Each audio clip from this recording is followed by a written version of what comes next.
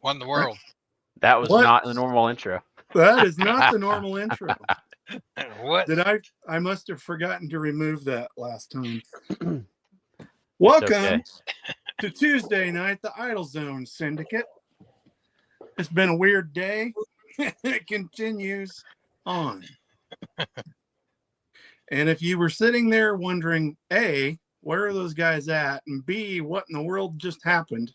And C, was he really going to talk about Ozzy Osbourne? Yes, I am. You're damn right I am. Mm-hmm. The world lost Ozzy today. I lost a big piece of my adult life. Yeah, maybe not lost, but feel a sense of loss. Cool dude. Never be anyone like him ever again. Until next time. You know, I am a grandpa. I am 55 years old. And Ozzy started Black Sabbath 2 years before I was born. Let that sink in.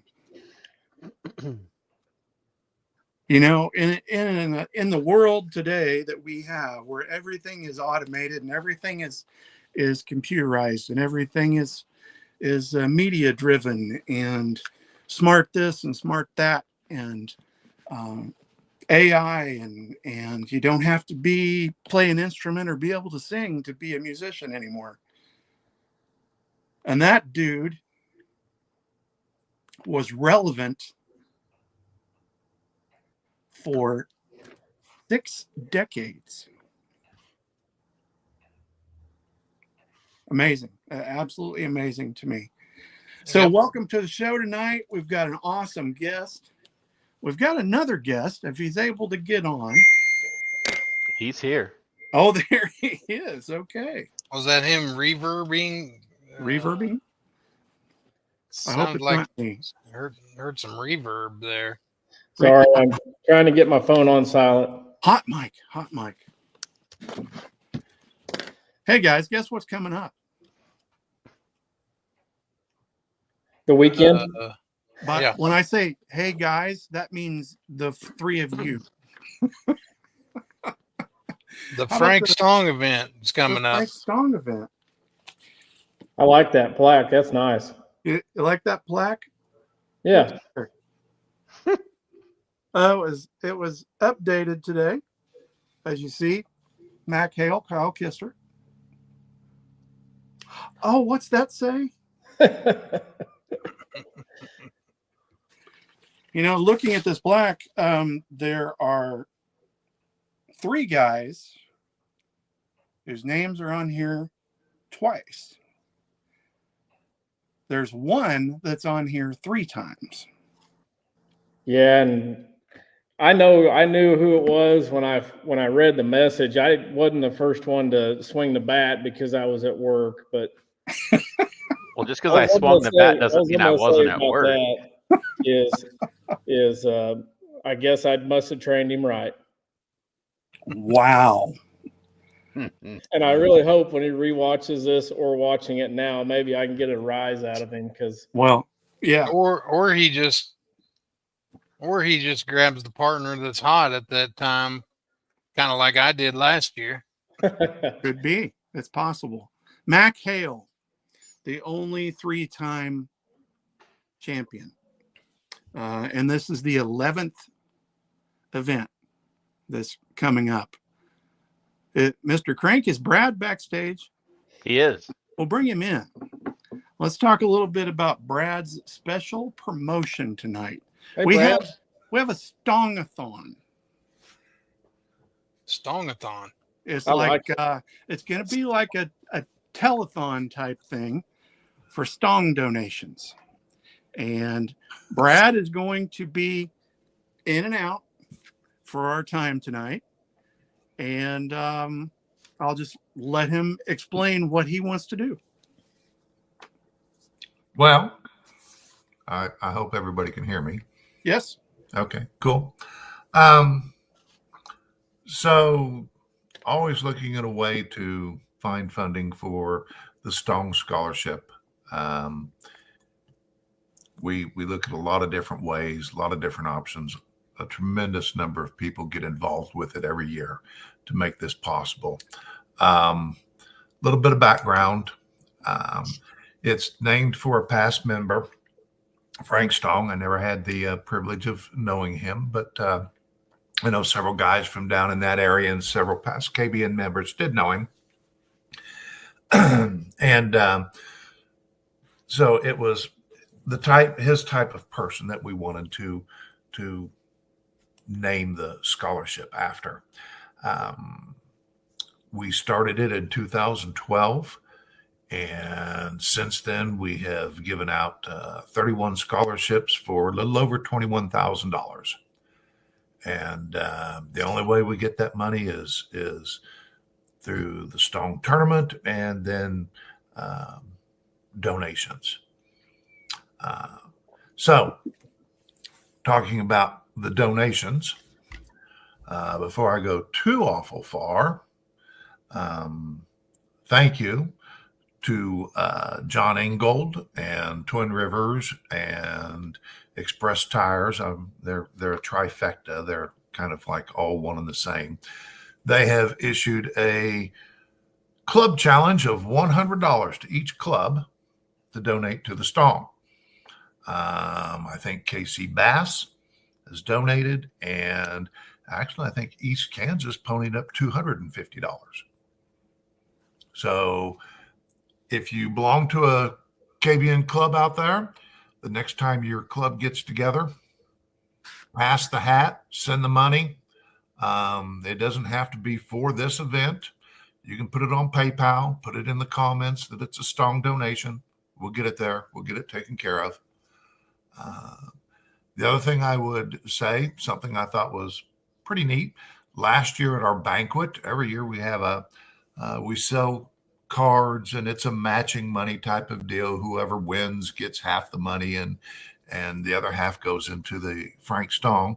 And last year we raised about $600, half the money for the Frank Stone, and the other half went to a winner, and that was Jeff Nolte, our vice president.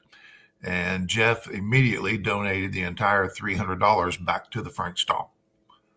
So those are the kinds of things where we come up with a little bit of money here and there. 100% of our entry fees are going into the scholarship fund.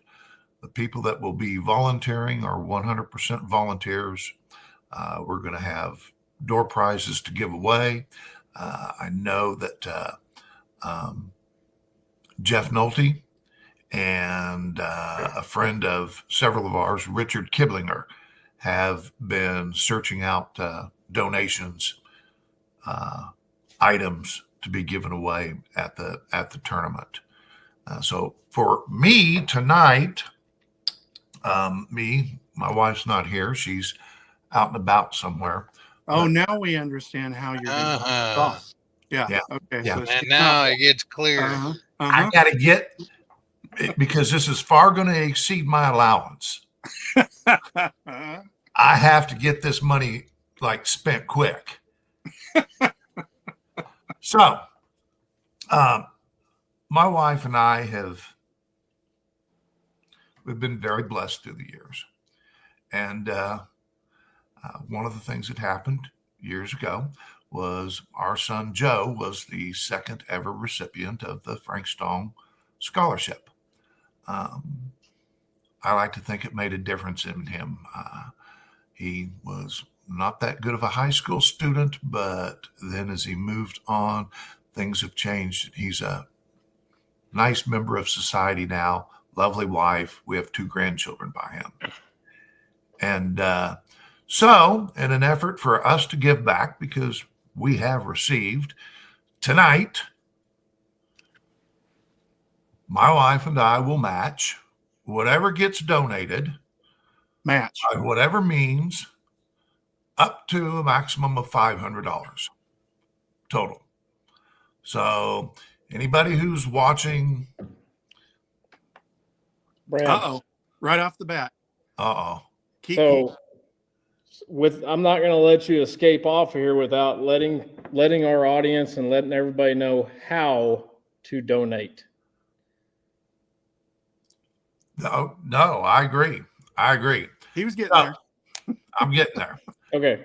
The easiest way is to go to your PayPal account, kansasbassnation@gmail.com. I think it's KS Bass Nation @gmail.com is where you want to send the money to. If there's a comment, just write in there that it's a donation. Any amount is acceptable. Whatever, there you go. Danny just posted on in the comments. Whatever shows up there the next 2 or 3 days, Mary and I are going to match it up to $500. We're not quite Elon Musk level yet. Well, you hang out with us on this highly successful and I almost said ludicrous. Only in very limited situations when you're desperate. I have not aspired to that. The other thing is, I will tell you, if people don't want to do that, if they want to send it by snail mail, they can send it to any officer. Say that it's a donation for the Stone Scholarship, and if they say it here in the comments, I'll honor it. I'll believe that you're going to go ahead and make the money show up. So anybody who wants to fire money out there just because you don't have anything else to do with it, if things went absolutely perfect, my wife and I would end up donating $500 tonight because we would get enough donations from others that it would total $500.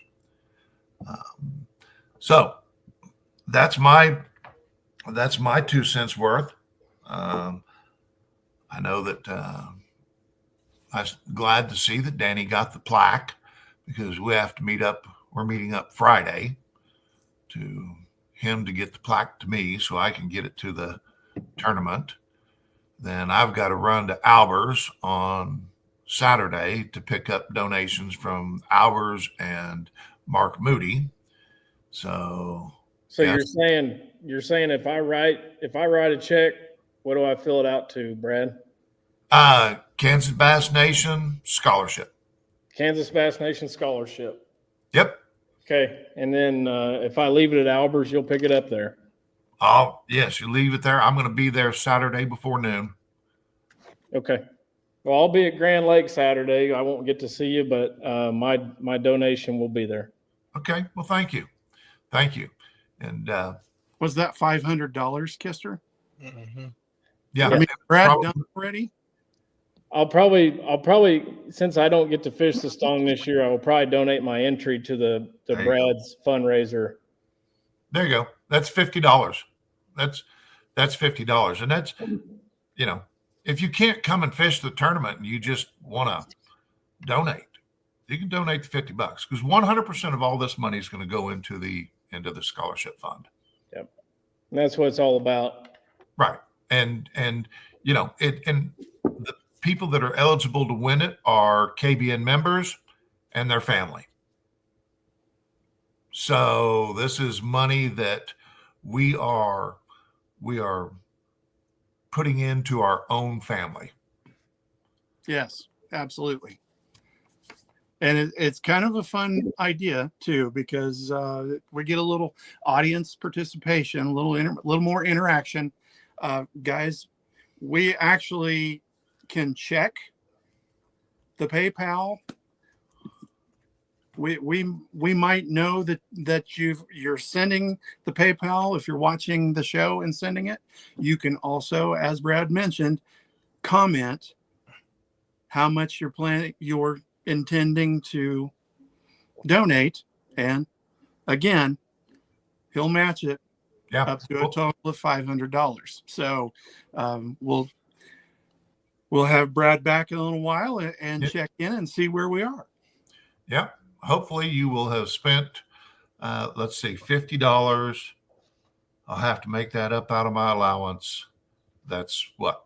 The next 10 weeks? Wow. You get $5 a week? Yeah. Lucky. No. Please, guys, gals, whoever's out there, step up. Just agree to send something. Go to PayPal. Last year, I can tell you, last year we gave away, between 4 recipients, we gave away $4,000. So to get back to where we were, we have to raise $4,000 this year. We'll get there. We will get there. We will get there. Okay, guys, I'm going to log off for a while. I'm going to grab a bite to eat, and maybe I'll check back later. So don't leave totally, Brad. Oh, oh yeah. Yeah, just stay. When Mr. Crank puts you in the green room, just stay in the green room. Okay, well, I guess he does that because I don't know how to do this. He'll get it. We'll check in a little bit. I'm still here. You're still here. Now you're not. See, we're cool like that. Oh, You guys ready to bring our guest on for the evening? He's probably like, what in the world did I get myself into? This crazy dude's talking about Ozzy. He's got Bigfoot behind him. And a McLovin t-shirt on. And a McLovin t-shirt. I didn't have an Ozzy t-shirt. Sorry. I do, but it's way too small and I didn't want to get out of the box. Well, you couldn't even afford sleeves today. So what in the world? I'm trying to get prepped for vacation, DB. There you go.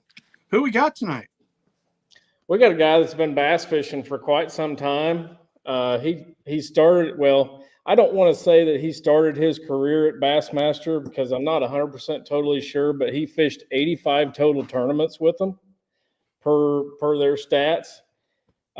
He finished 47 out of those 85 times in the money, which was, the guys that we've had on here have been about par with that, which I always say you can cash a check a little over 50% of the time you're doing something. With Bassmaster, he won a little over $500,000. And then he's currently with MLF. He's from Blacksburg, South Carolina.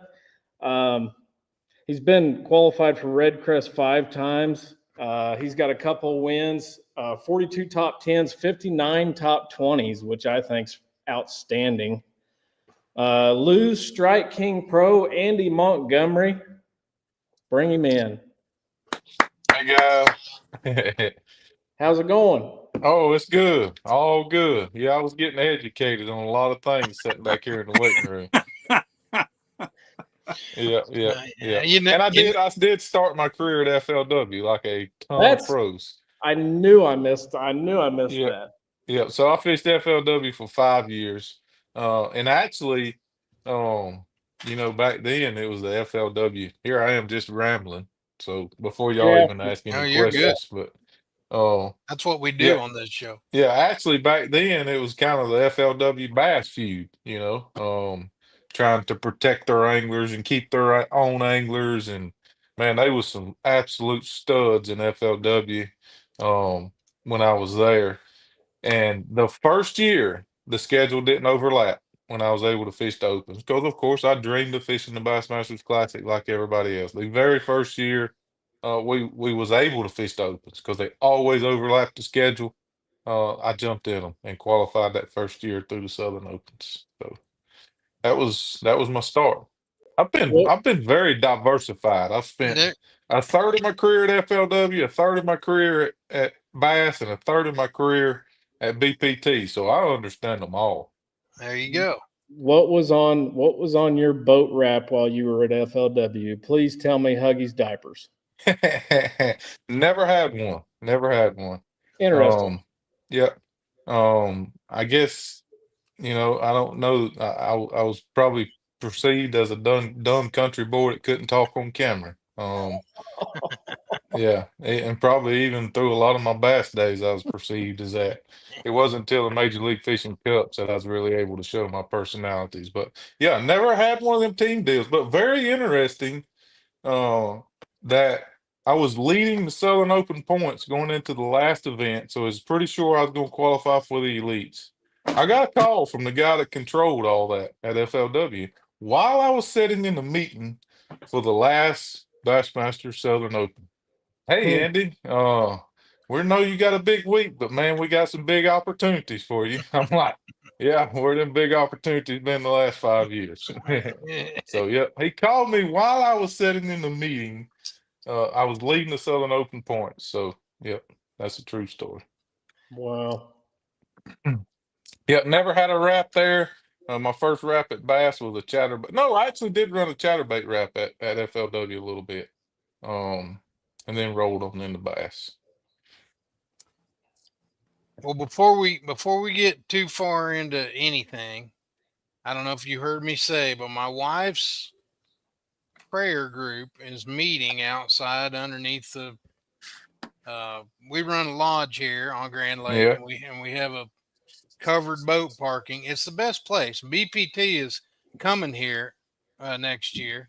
Yeah. And I know most of you stay at Airbnbs and stuff, but this is the best place to have your covered parking for your boat on the lake. So just keep There you that in go. mind. But let me Yeah. get back to the prayer meeting. So one of the ladies in the group is the associate pastor's wife, and her two boys are eat up with bass fishing, and her Yeah. husband. And so I've taken one of them, fished a tournament with them, little Monday nighter, and I fished with her husband, pastor, Monday nighter. But as I'm walking in here, she stopped in the middle of her meeting and said, "Make sure you tell Mr. Andy hi." So there you go. There you go. That's a I good had to deal. do that before we got started. You knew she was gonna go back and rewatch this show, and you didn't want to get no hickory switch to that tail, did you? That is right. That is exactly right. Yeah. Yeah. Yep. So Carry on, Kiki. I mean, I just was. I can remember you running the a blue nitro with like Fishers and Men on the side of it. yep, still do to this day. Can you talk about that a little bit? Yeah, so that kind of evolved. So I ran there was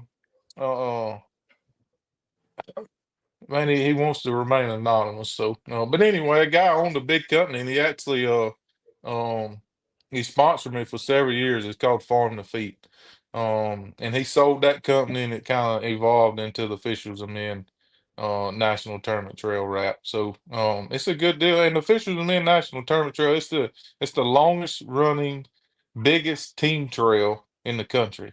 They got divisions in probably 20 states or so, a huge membership. And I actually spoke at the national championship this year. It was at Lake Murray this year, so I went to, and there was like 200 teams from all over the country, as far away as Maine. It was pretty cool. And then I'm standing up there and I'm looking around the room and I'm speaking, and I'm like, wait a minute, there's Chris Bumgarner, there's George Jean, there's Jim Tutt. All these guys I fished against early in my career have since retired. Now they're fishing the local team trail stuff. And it's just a really good team trail to where they have a regional, and then you can go travel with your buddy to a national championship. And you got a chance to win a boat. They give away boats at the national championship. So yeah, that kind of evolved from the farm to feet deal.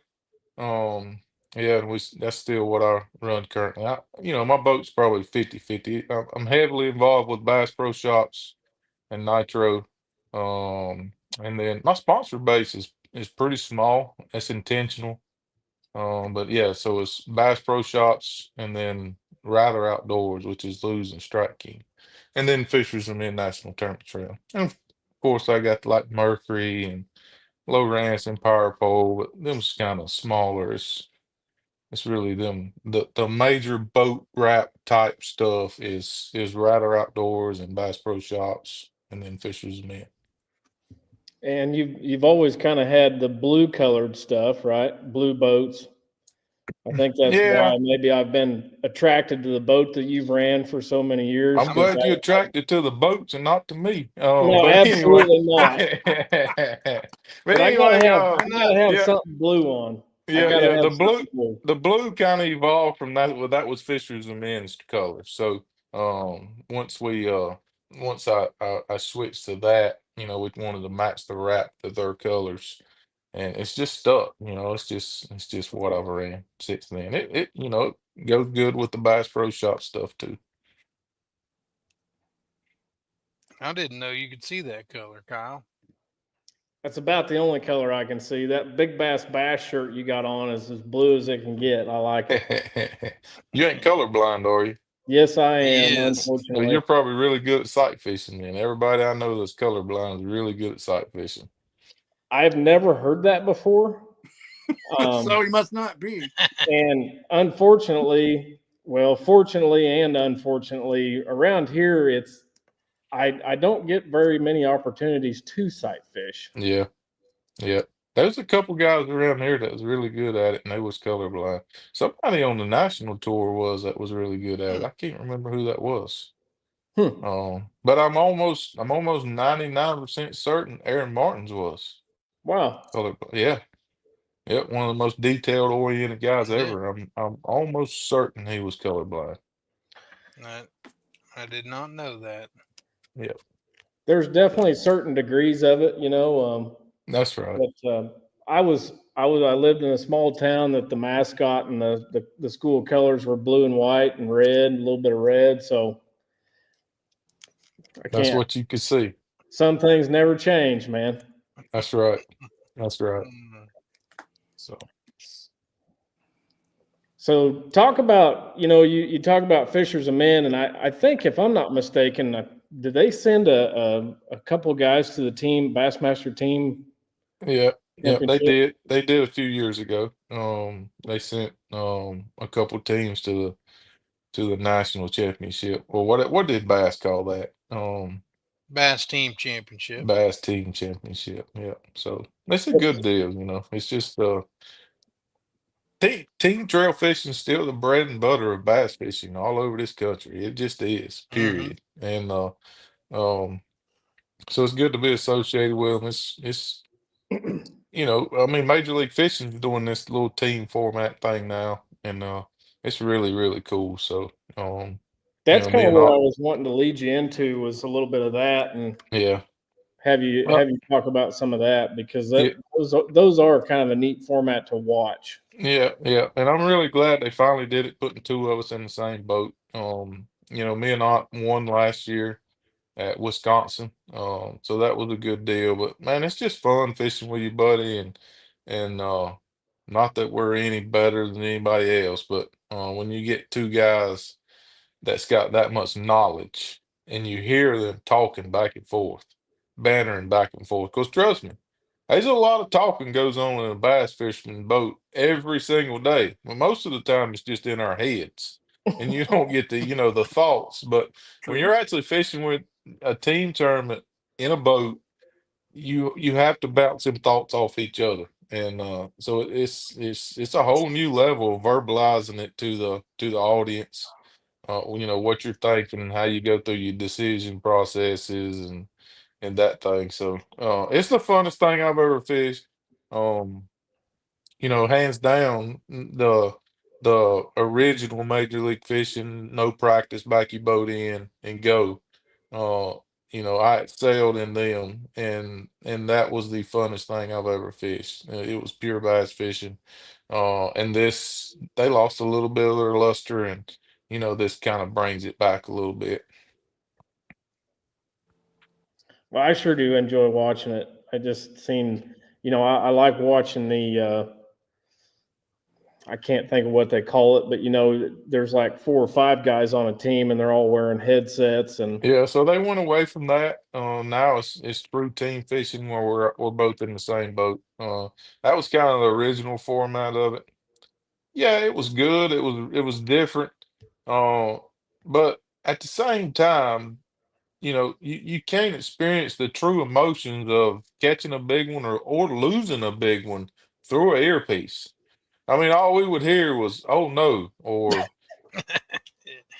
you know, I was a captain one time and I picked James Watson and it wasn't just oh no, you know, it was there was a lot more verbalized stuff going on in your ear, and you like, what the heck happened? Did Bigfoot get it? Did he lose an 8 pounder? What happened? You know, and so standing beside the guy, you know, the emotions are a lot more pure. You know, there's not a lot of guessing. So I really like it now. The headset was maybe a good segue into what they got now, but Yeah, it don't even compare to what they got now. Yeah, but I like what you said earlier. As a fan, I like seeing you dissect and try to figure out and talk to each other and Yeah, discuss what you need to do, what you think you need to do, yeah. you know, and figure There's it a lot out. more. Yeah, a lot of times we're rattling off all this stuff in our brains and we make a move, and then camera guy always says, "Tell me about your move." What heck? Yeah, I done forgot the first 72 thoughts I had before I got to that thing, you know? So, you know, you get to hear them before you even make the moves. It's good, man. That team deal's good. And like I said, it relates because again, the bread and butter of bass fishing is local team tournaments. The bread and butter of tournament bass fishing hmm, is local team tournaments. yeah, it definitely reminds me watching you guys do that. It reminds me a lot of fishing team tournaments because it's pretty much what I've always fished, and still to this day, I fished one this last weekend. I'm fishing another one this coming weekend. And Yeah. it's what I really enjoy. And do you get a chance to do any team events when you're not fishing on the MLF? I don't. I fish maybe one a year with my nephew. But my kids are really involved in high school fishing, so boat captain type things. I do a lot of that. Um, my two girls, I say my two girls, one's actually my niece, but I mean, heck, she's here 24/7, seems like. They just live across the road. So I told her I was claiming her on my taxes this year. But anyway, uh their end of the year deal, they let the captains fish. So um I got to fish with them, and that was pretty cool until they ran me to the back of the boat at 9:30 in the morning. Kinsley said, "Daddy, you got to go to the back of the boat." So they put my butt in the back of the boat. And it was crazy because I was swimming a jig around docks. And they're both 10 now, so but they're pretty advanced for their age. And their last tournament of the year, I didn't even suggest swimming a jig because didn't think they could do it. You know, I didn't think they was at that level to actually swim a jig on docks, to get it where it needs to be and all that. So anyway, 9:30 they ran me to the back of the boat, and I'd already caught a pretty good bag, and dang if they didn't end up culling two of mine while my butt was sitting on the back of the boat. And the hardest part was me was like, man, if I would have just let them swim a jig at Wateree, they probably would have done. I've underestimated them. This is their first full season, and they did really good. They won one by themselves, and uh, more than anything, I've underestimated these kids nowadays. Man, they way more advanced, and I don't get to fish, so I fish on the weekends with them, in them tournaments. But like they stay at the pond fishing. My little girl fishes with my nephew all the time, and so as far as mechanics, just being able to cast and stuff, it's like, holy smokes, man. These kids are so advanced at casting at such a young age.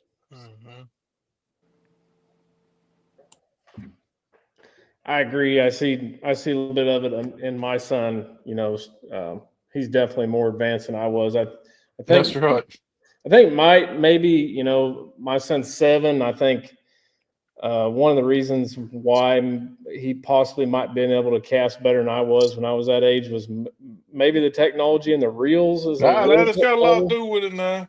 That's got a whole lot to do with it. I I got, mean, we got reels now that you ain't got to put your thumb on them and they won't backlash. The old Shimano Bantams back in the day yeah, when I was yeah, younger.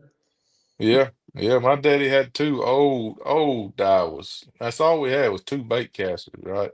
I've had both of them bird nests before he got home every day.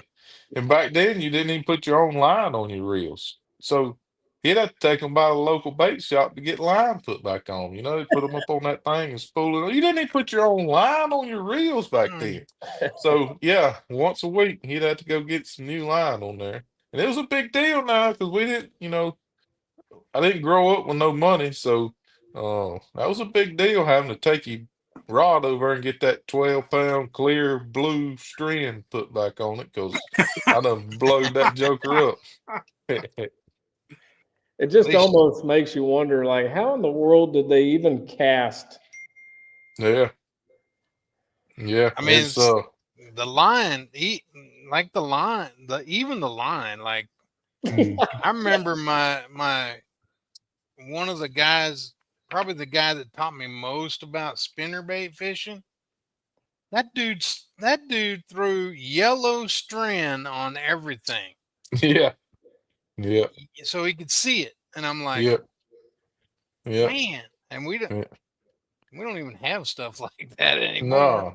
And that stuff had so much memory. If you run out of a bread tie, you just go get some of it. Just Yeah. use it as your bread tie. Dang, bread stay fresh as it could be, just using the fishing line to wrap it up. It wasn't going nowhere.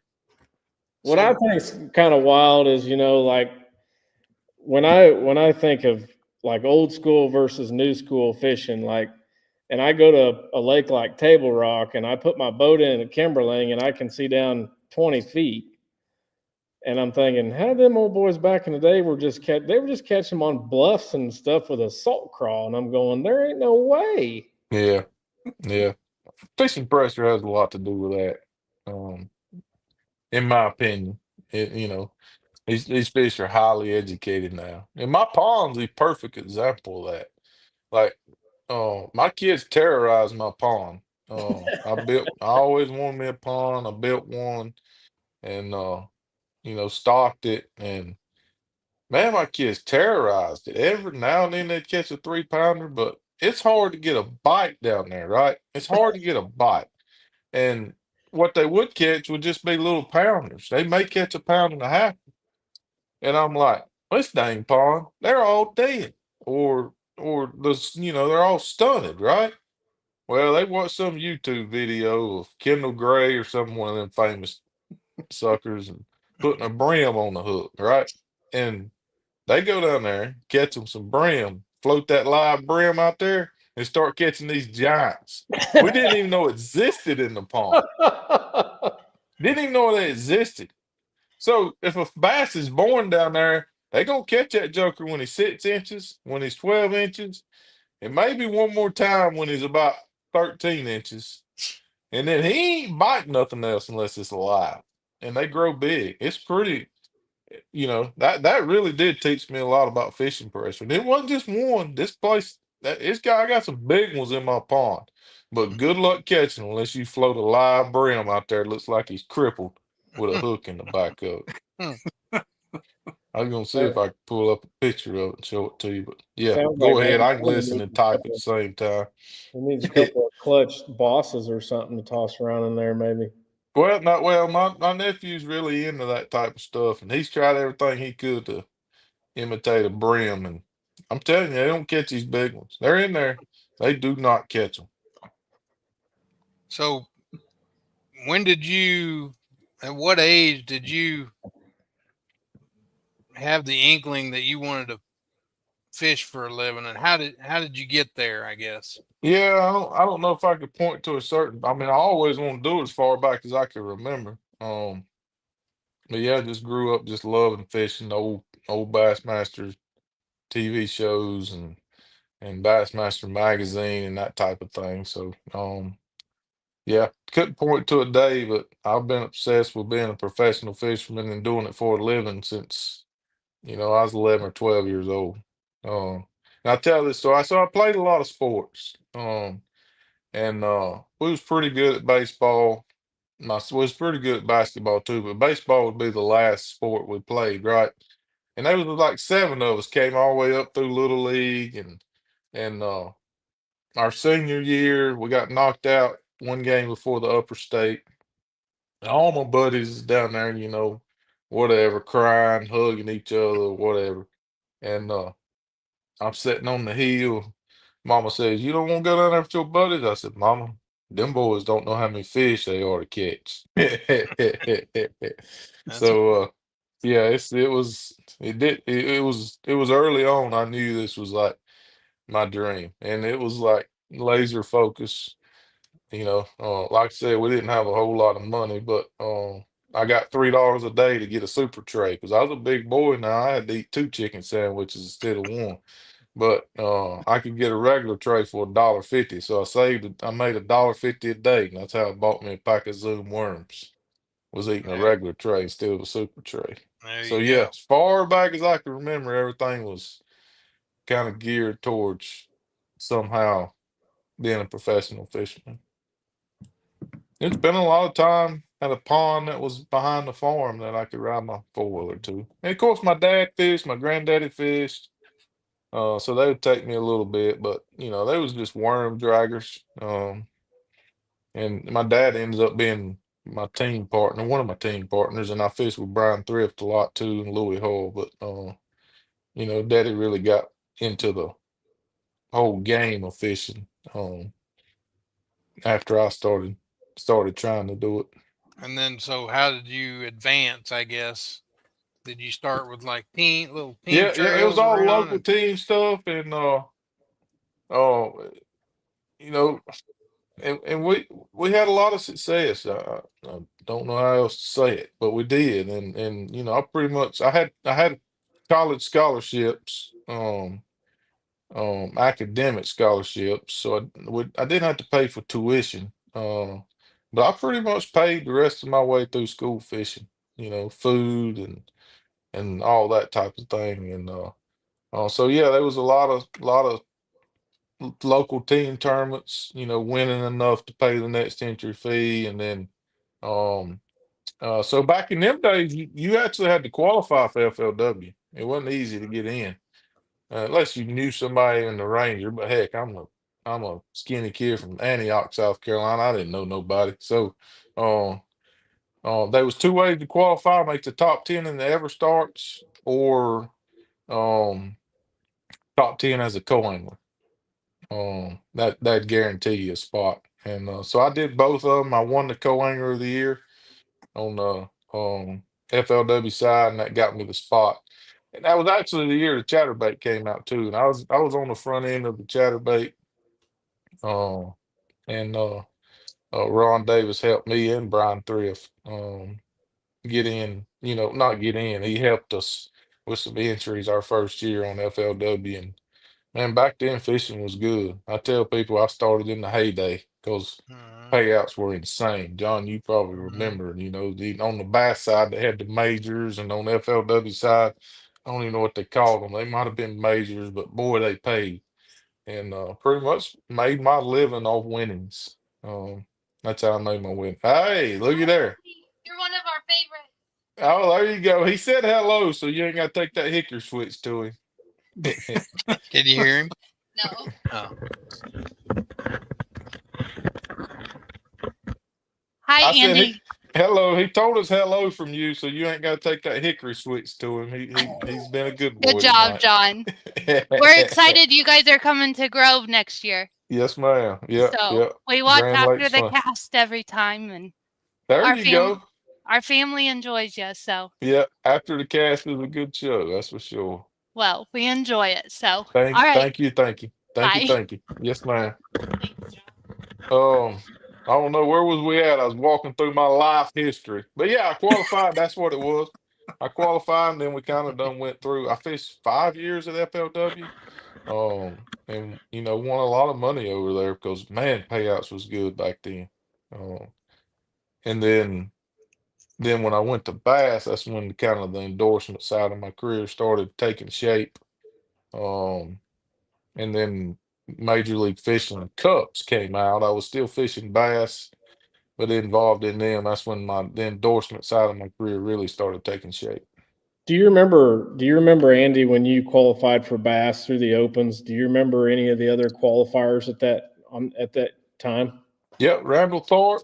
So like I said, it was the first year we could do it. I remember for sure Randall made it, Ott made it. I thought so. Keith Combs, I'm pretty sure made it. That's cool. Man, there was some studs came over that first year. If I could remember, it'd be like household names on all of them.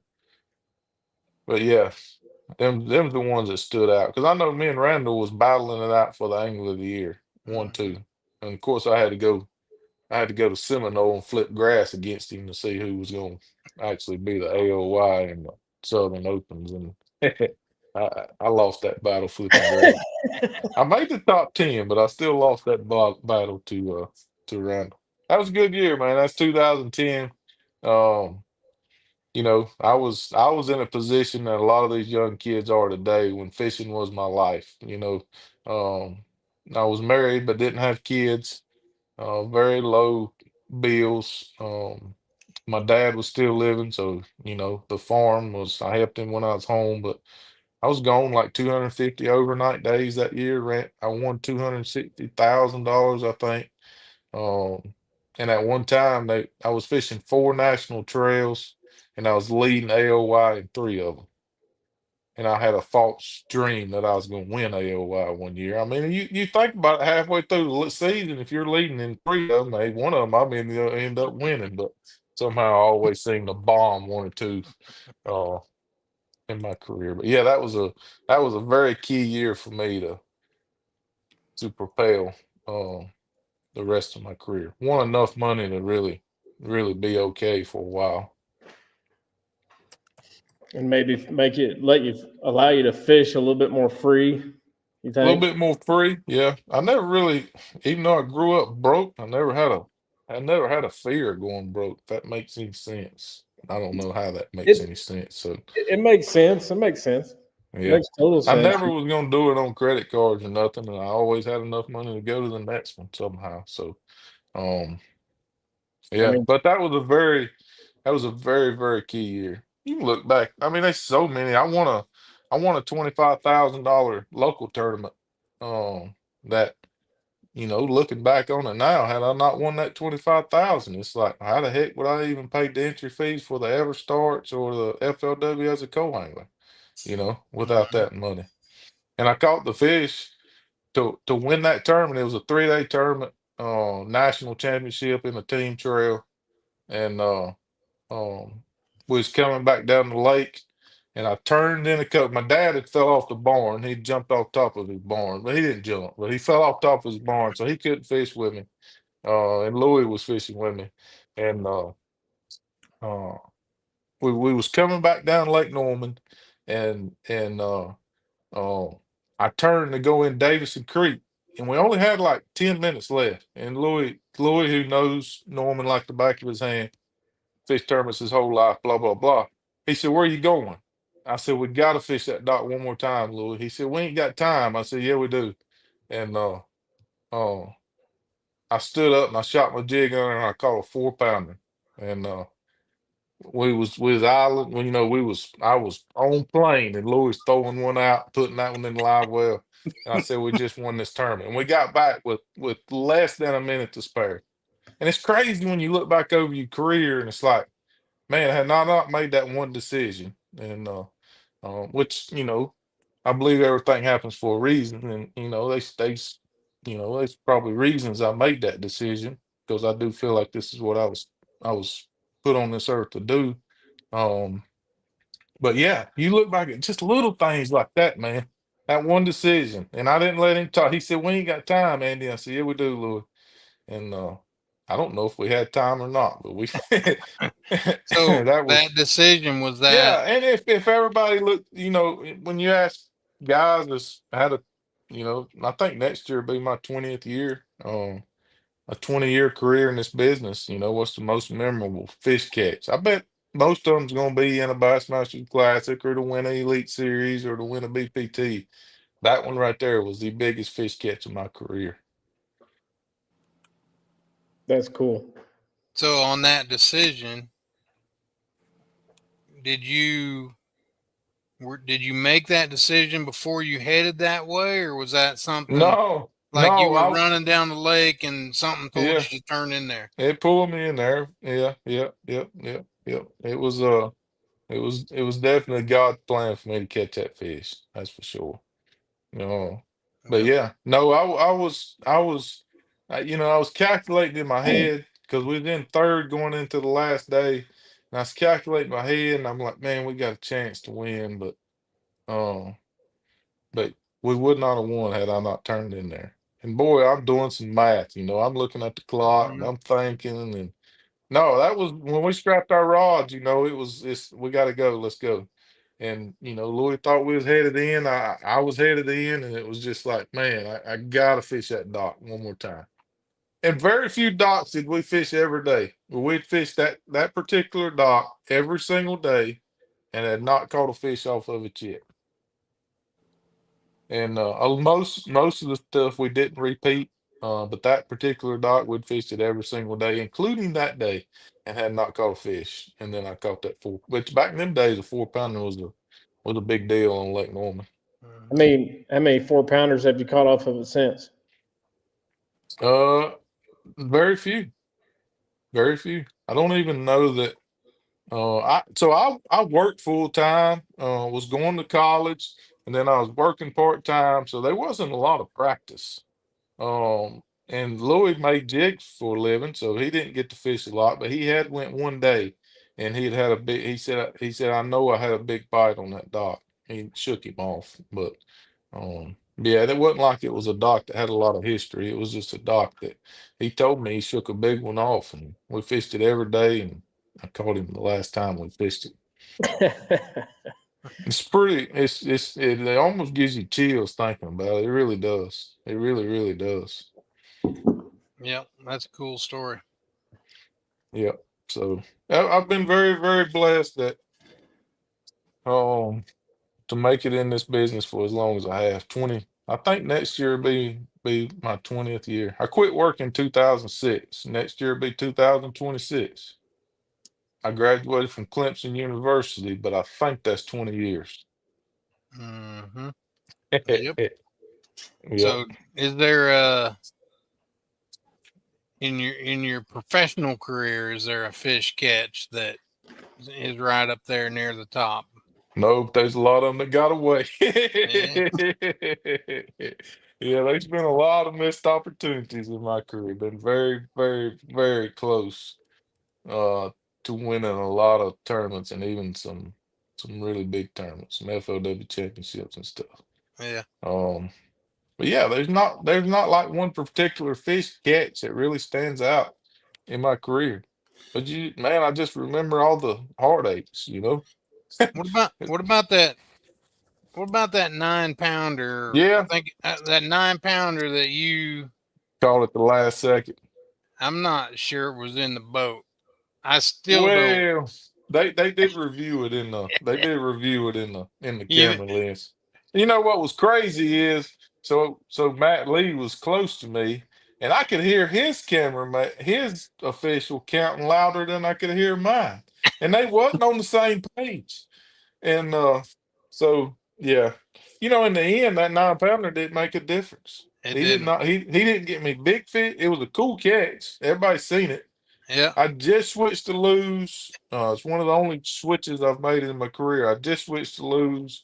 Brand new reel, didn't have the drag tightened down, so the drag slipped when I tried to boat flip that big sucker. I would have boat flipped him, Boat and flip a 9-pounder. I would have boat flipped him. But so it was a really cool, exciting catch. But in the end, it meant nothing. It meant Yeah. nothing Yeah. because I made the cut by it's all you can catch, right? Mm-hmm. So I made the cut by like, I don't know, 15, 16 pounds. So you take 9 off of it, it means nothing. Brett Hite called it like a 9-10 or something and beat me for big fish. Yeah. So he meant nothing other than he was a really cool catch. It was exciting. That's for He was sure. exciting. He was exciting, that's for sure.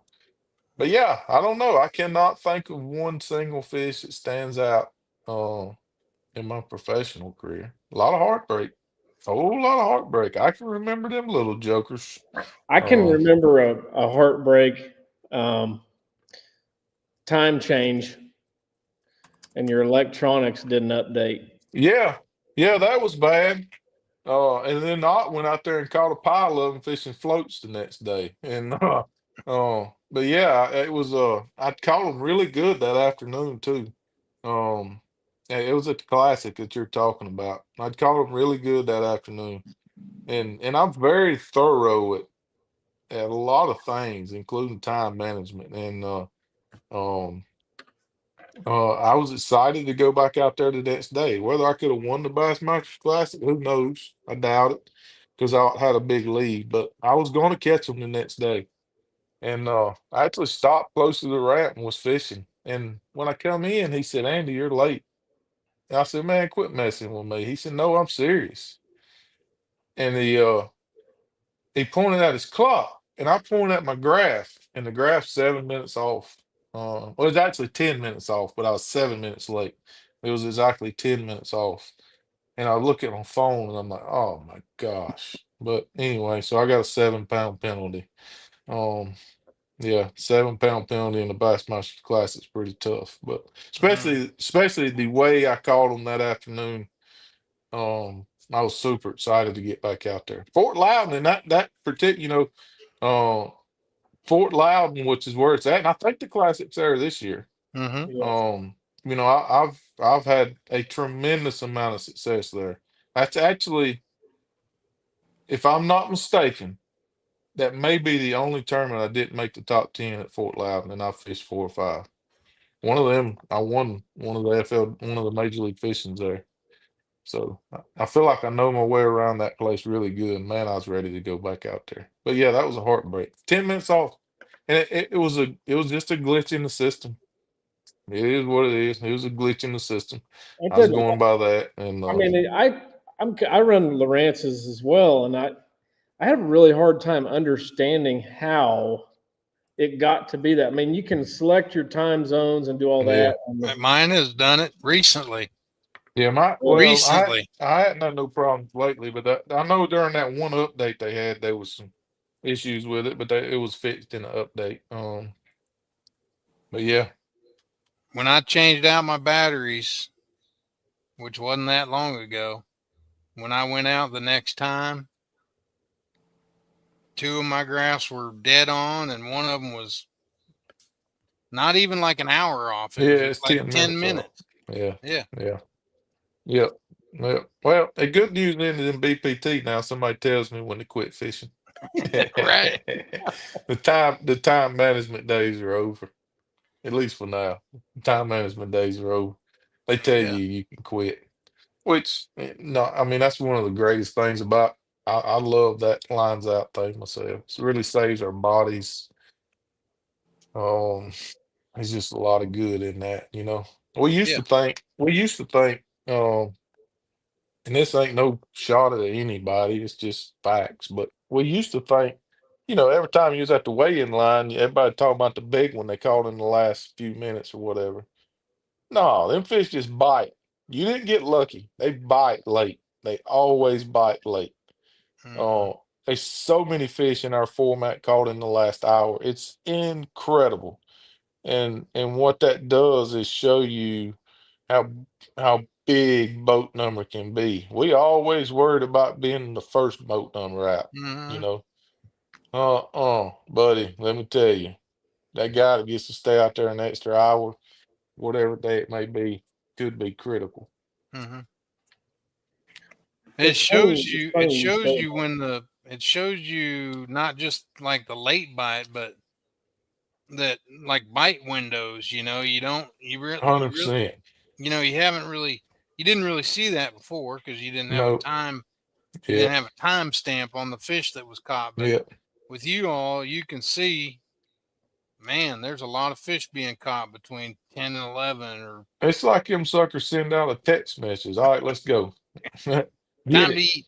Time to eat.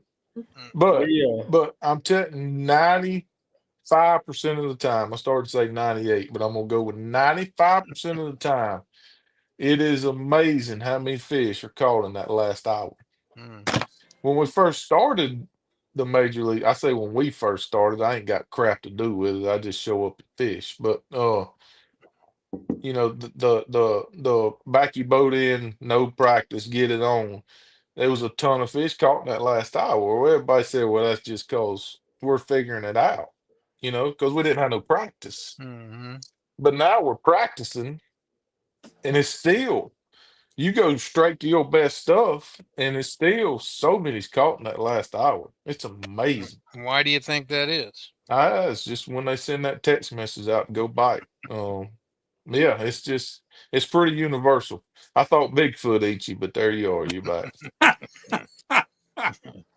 My buddy Chris Wales is one of my best friends. John may remember, he's the vice chaplain. Yep. But he's a big Bigfoot guy too. I didn't But know that.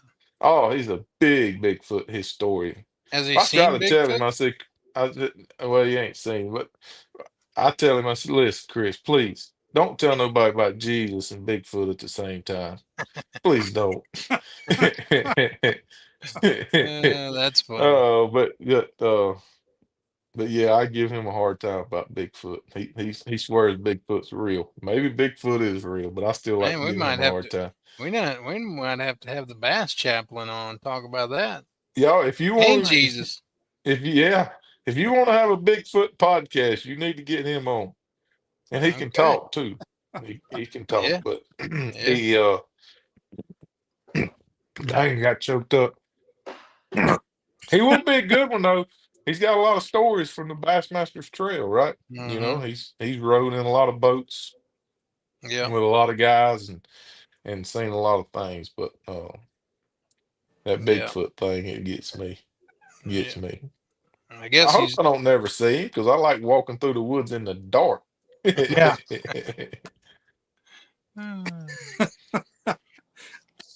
Yeah. So talk about your. So you know you're a skipper. You're known for that. Yeah.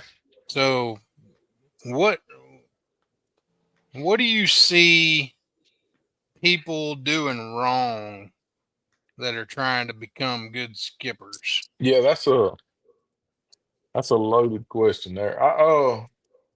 Probably the number one thing is that it's not a big motion, so they put a real big motion into it trying to skip. You know, it's really just a short roll cast, and they think they got to throw it really hard to make it skip. No, it's Mm-hmm. just it's all about the angle and you know just a real smooth cast. It's not a big sweeping.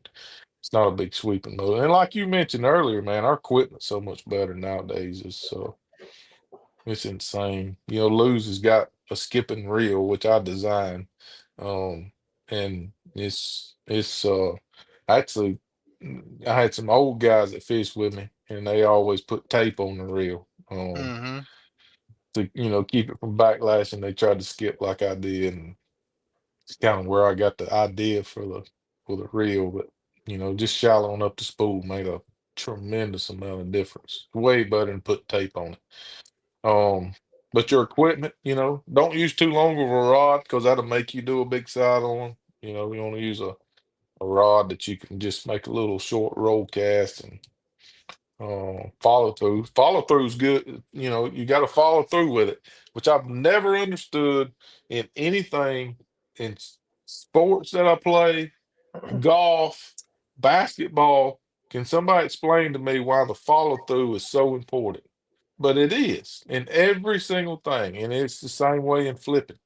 You know, you watch Danny or Greg or any of the greats, Andy Morgan, any of the greats at flipping, they all follow through with their flips, right? They don't stop when they let the bait go. The same way as skipping too. Same way with golf and basketball. Why is that? The ball's done left your hand. What the heck does it matter what your hand's doing after the ball's done left? It's done left the club head. It's done left the bat. What does it matter? But it does, and it does in in fishing too. That's probably the biggest tip I can give as far as casting. You know, just casting in general is a follow through's very important. And what is your setup? Your ideal rod? Yeah, so I use a 7-1, but I'm a pretty tall guy. So I got a skipping rod with Lew's too. It's the Lew's skipping rod. So I got 2 rods. I got a 6-9 and a 7-1. Uh, I've been shaking this pen and it must be leaking because I got ink all over me. But anyway, um, so I got a 6-9 and a 7-1, depending on how tall you are. It's got heavy action on it, but it's really just, you want a lot of backbone with a little bit of tip. Uh, and then I use the loose skipping reel. It's called the Pro SP. It's legit. Heavier line skips better than lighter line, so 20 is gonna skip better than 20 is gonna skip better than 17. 17 is gonna skip better than 15. And that's just because the smaller lines got way more crevices or way more. It can come up through and create a backlash because the backlash created from the line coming deep in the spool to the top. So the shallow spool helps cut that down too, and then a bigger size line will actually help that too. So 20s definitely gonna skip. I think a half-ounce jig's probably the best thing. A half-ounce bait. We skip a lot of bladed jigs nowadays, so whichever one you like. I use the Thunder Creek. But a half's gonna skip most of the time. Most of the time. You got to say most of the time in fishing. Most of the time, a half's gonna skip better than a 3/8 or a quarter. 5/8 skips okay, but when you get to 3/4, it's a little too big. But yeah, I've seen a lot of videos where guys say, "Well, you skip a quarter because it's lighter and it's gonna skip better." And that's just not true. That's just I cringe every time I see that. And I'm like, oh, that's not true. Because the thing is with a quarter, uh, common thought was it's lighter, so it's gonna stay on the water better, but actually the water slows that quarter down way faster. So you want that kind of perfect combination that when you create with that momentum with that half, that water can't stop it. It's going to keep shooting across it. But if you get too heavy with like a 3/4, then it's going to sink. And that's the reason, like a half-ounce is going to skip the furthest by far because the water can't stop it. It's got more momentum. Can you How skip? often do you get to skip your buzz bait? I was gonna Oh, say, I love doing it. Yeah, I got to skip a buzzbait too. And it's really. I shot a YouTube show. You can look it up. It's called it's probably Andy Montgomery skipping buzzbait. It's on Strike King's deal. It's an incredible YouTube show. And I actually got a buzzbait that I built just for skipping. It's called the skipping buzzbait. And again, one of them unintended consequences. It ain't like I was a genius. I just wanted to. I wanted to hold the buzzbait together while it skipped so it didn't come apart. But for whatever reason, it makes it skip incredible. And it just holds everything tight. So skipping a buzzbait, that was born here at Lake Wiley too. Todd Alton actually first one to put a horny toad on the back of a buzzbait. And here at Lake Wiley, he's fishing behind Chris Bumgarner and Eric Weir kicked their tail, skipping a buzzbait under docks. is there anything you can't skip? Uh, Treble hooks. I can't skip anything with treble hooks. I ain't figured that out yet. I'd like to figure that out. Yeah, yeah. I seen somebody. I don't even know which brand they did it under, but it's. I always wanted a spook style bait that I could skip, and they did it with a frog hook in it. I'd actually taught Crispin runs. What is it called? GSM now. Crispin was at Strike King for years, so. Yep. Yep, I talked to him about that one time, and I see they came out with one. But that's a good deal. It's just I think your hookup ratio on that's going to be tough. That was the whole deal with a plastic spook type bait. Your hookup it can be really tough. You Yeah. just so if you could ever figure out how to skip treble hooks, man, that'd be the deal. And you'll hear people, man, I can skip a 1.5. Well, that thing's gonna hop twice, right? I can roll over twice, but I'm not no gymnastics person. Yeah.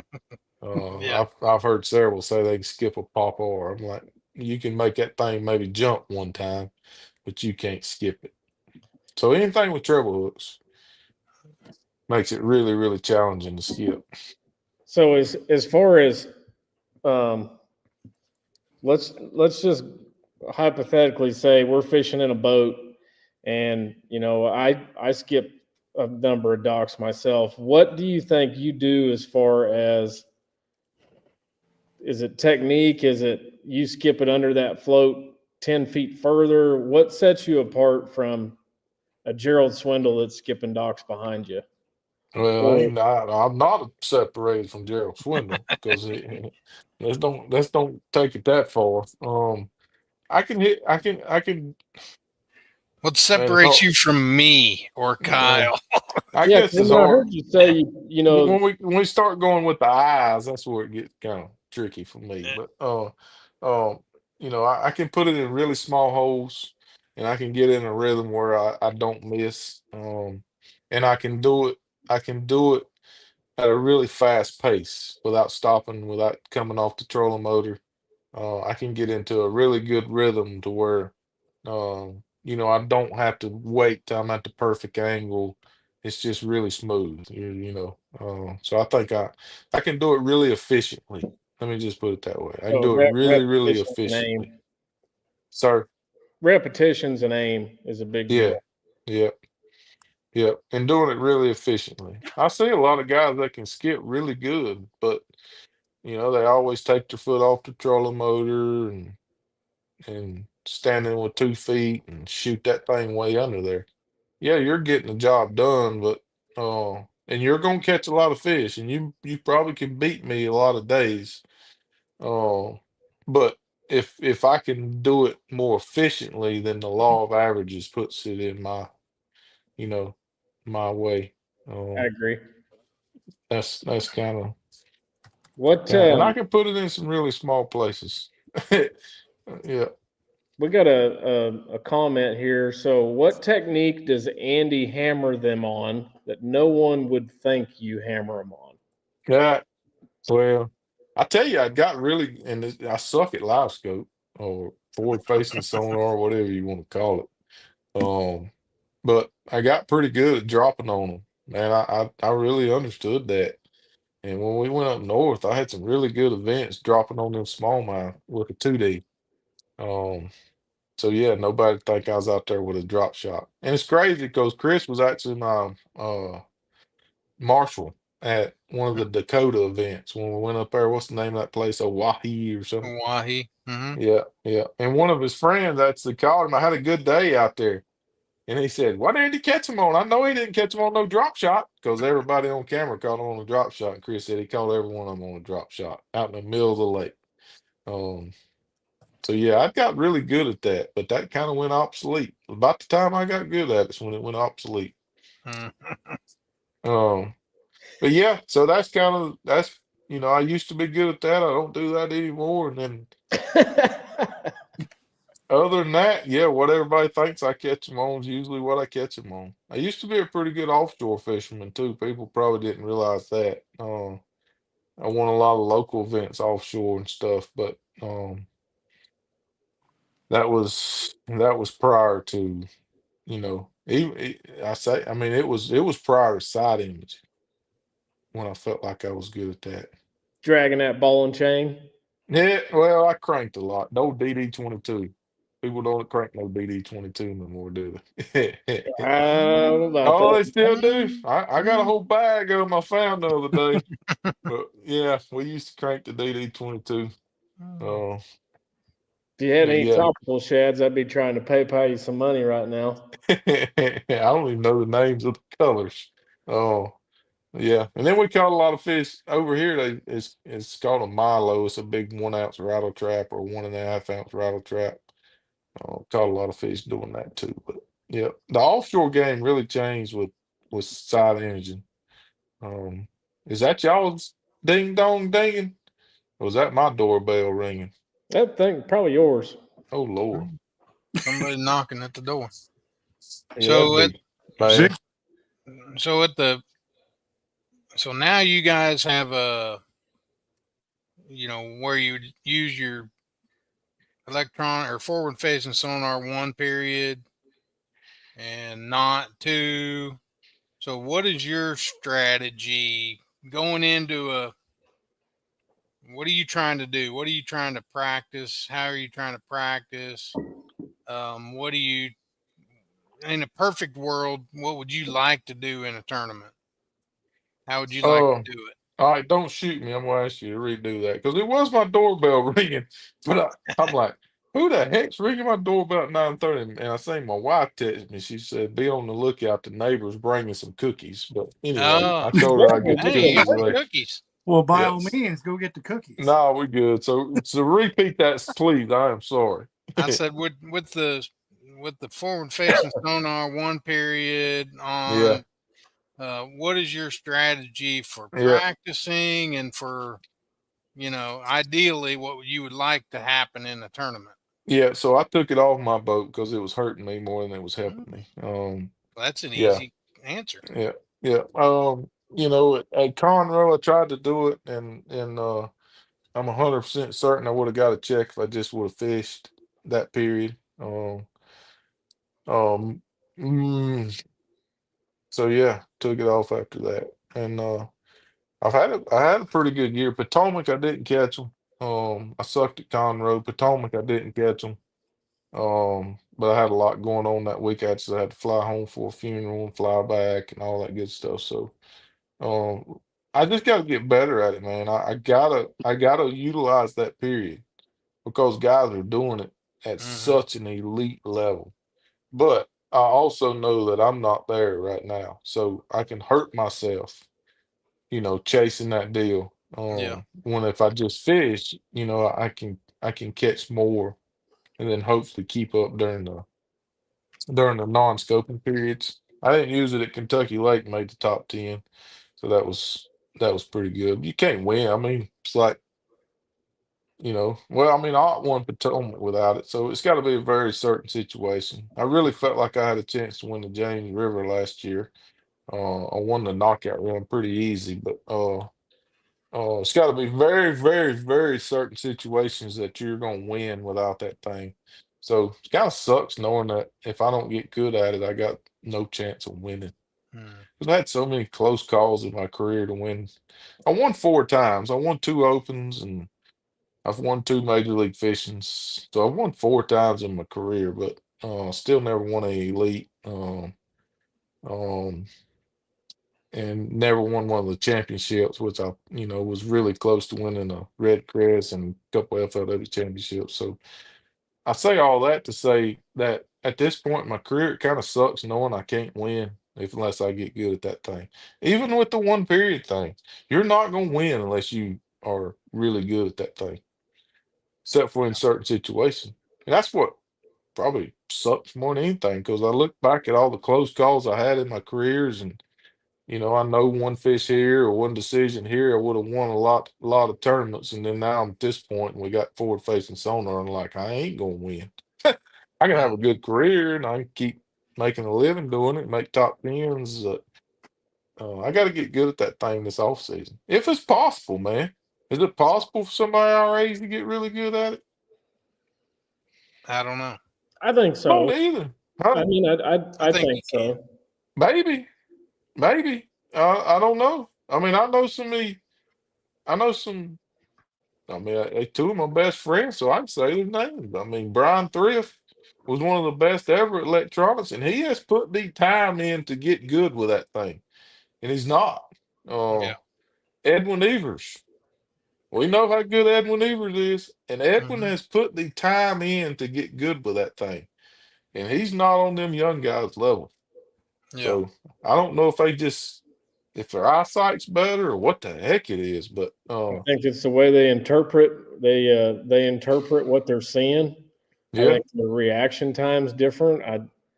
Maybe I I don't want to admit it, but maybe they're better at learning new things than we are.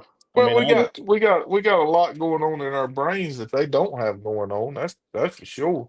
I mean, Yeah. if I ride True. by a willow tree or a dock, it actually speaks to me.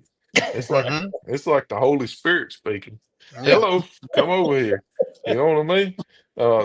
So yeah, they got less going on in their brains than we do, but I don't know. I seen like Brent Ayler. I think they used to call him the meter man, right? Hmm. Uh, yeah, he's probably good with it. Edwin's good with it. but they're not on them guys level. So why is that? You know, the some of the best with electronics during our generation. And I say our generation like we're old. Heck, we're only 40 years old. We're supposed to be in the prime of our careers. Well, you and Kyle are only 40 years old. Yeah, Yeah. but you know, it's just is. it's a it's fascinating to me. Like, is it even possible to get on their level? If I you, think you touched on it way back in the conversation. What I think has a lot to do with it is the younger guys. I mean, it gets back to time on the water, yeah, time with whatever you're trying to learn. yeah, And a lot of the younger guys don't have family, don't have sponsor obligations as much as you do. yeah, You know, it's time. It gets back to time on the water, trying to focus on that. I mean, yeah. even Edwin, that's put all the time in. He's still squeezing in family, and That's right. you Yeah, know, and I say he's put a lot of time in, but like you said, he's still running a pecan orchard, and Brian, Brian Thrift's the same way. He's still got a family, so yeah. Well, hey, time management right now in Andy's life, woo, buddy, son, I'm burning out both ends. It's just, hmm it's woo, man, So, you but know it's a what? good thing, I'm way more stable in my career, but hmm shoot, man, trying to compete with them young rascals, just gets harder and harder. Do you attribute the techniques that you've gotten good at, fishing techniques that you've gotten good at? Do you attribute those techniques to just strictly you going out and you spending as much time with that one technique as you possibly could, or did you grab somebody, or were you able to partner up with somebody that was good at it and they showed you, or Yeah, no, I mean, I guess I'm best known at skipping, and I was pretty good with it from uh, from early on. But it's not like I spent a tremendous amount of time on the water. I don't know, man. It's like, and I don't, I mean, not arrogant or whatever. I just believe some people have different gifts, God-given gifts, and I just think it's a natural talent of mine. I just do. I think Stephen Curry shooting threes is a natural talent. Hey, there's been plenty of people spend more time or shot more threes than Stephen Curry in their life, and they still don't shoot them like he does. hmm There's been people swing a golf club more than Tiger Woods, but they never played like Tiger Woods. So it's maybe the guys we seeing that sail, just like I was really good at skipping, and I mean I didn't spend a whole ton of time just hammering practice, and it was just kind of natural. Maybe the guys we're seeing at sail, they're just naturally good at it, right? You can't explain that stuff. You've never been able to explain it. hmm People try to explain it and they'll argue with you, but you tell me why Tiger Woods is better than anybody that's ever hit a golf ball. Is it ain't because he's practiced more, because there's been people practice just as much as he has, right? hmm Uh, so they still an element you cannot explain, and it's probably the same thing with this live scope deal, right? There's just kids that's just naturally gifted at interpreting that information at a high rate of speed. I kind of agree, and I think effort definitely means a lot. No. It's yeah. Don't get me wrong. You don't just get out of bed. It's where effort meets work ethic. Yeah, hmm No. Let me back it. It's where talent meets work ethic. It's where God-given ability meets work ethic. yeah. When them two come together. And I do agree with you. I like the analogy you're using with Tiger and others. I mean, there is something there that nobody's been able to explain. I mean, he's just good. Stephen Curry too, and we could go on and on. But Sure. them two examples I just always use. But yeah, now that both of them guys have incredible work ethics, and every single person you see on the Elite Series or you see on the BPT, whatever, they got incredible work ethics too, especially nowadays.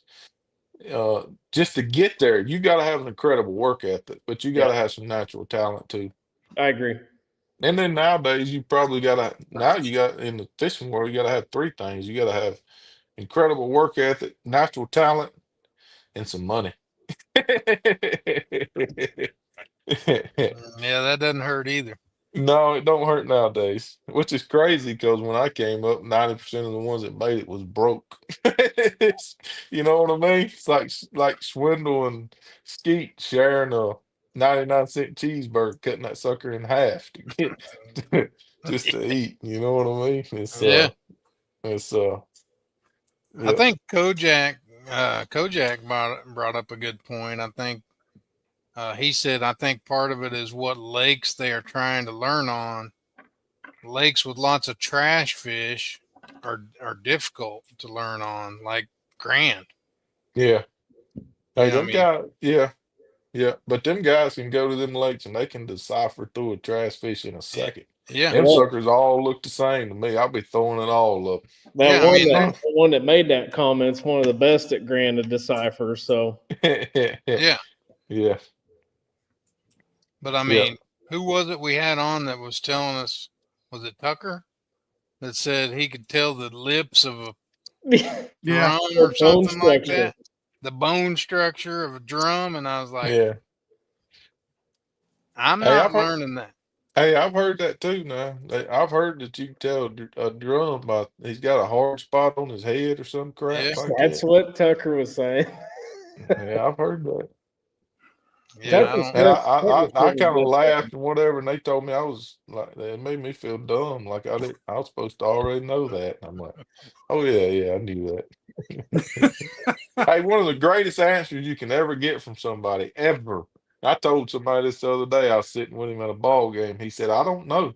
I said, "Man, I like you because I know you probably ain't gonna lie to me. You already told me I don't know. If you ever hear a man say, 'I don't know,' you can trust that joker.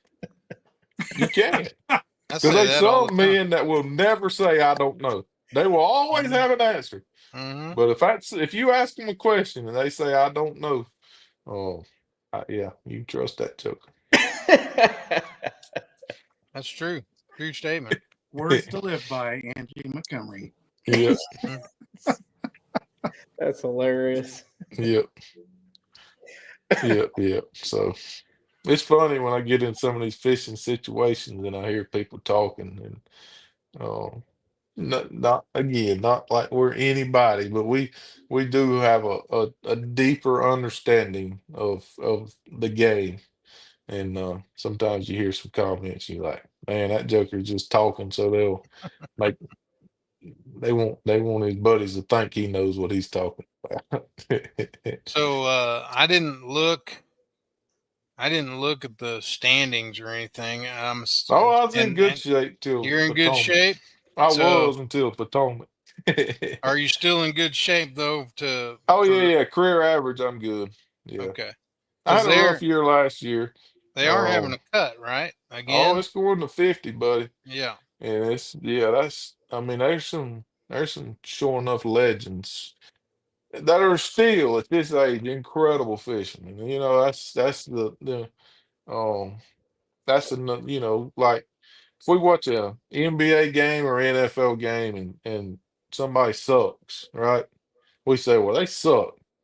No, they'd still be the best you ever seen if you Yeah. wouldn't watch a high school game. They'd be the Yep. best player you ever seen in your life. Mm-hmm. And it's the same way with even the Elite Series or especially the BPT where they cutting, in 2 years they basically cut half the guy. They basically cut 40 out of Yeah. 80. And some of these guys getting cut, they got cut. So people may say, well, they suck. No, you don't want to go head up against.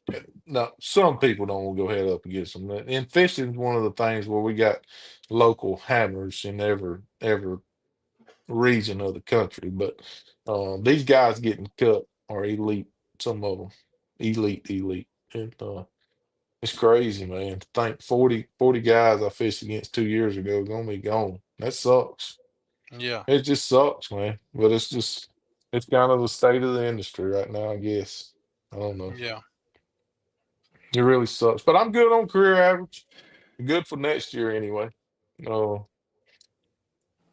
and then we'll just keep fishing as long as we can. But hey, when there's only 50, it's gonna be hey man. And there's some guys right now, if it ended today, think about this now.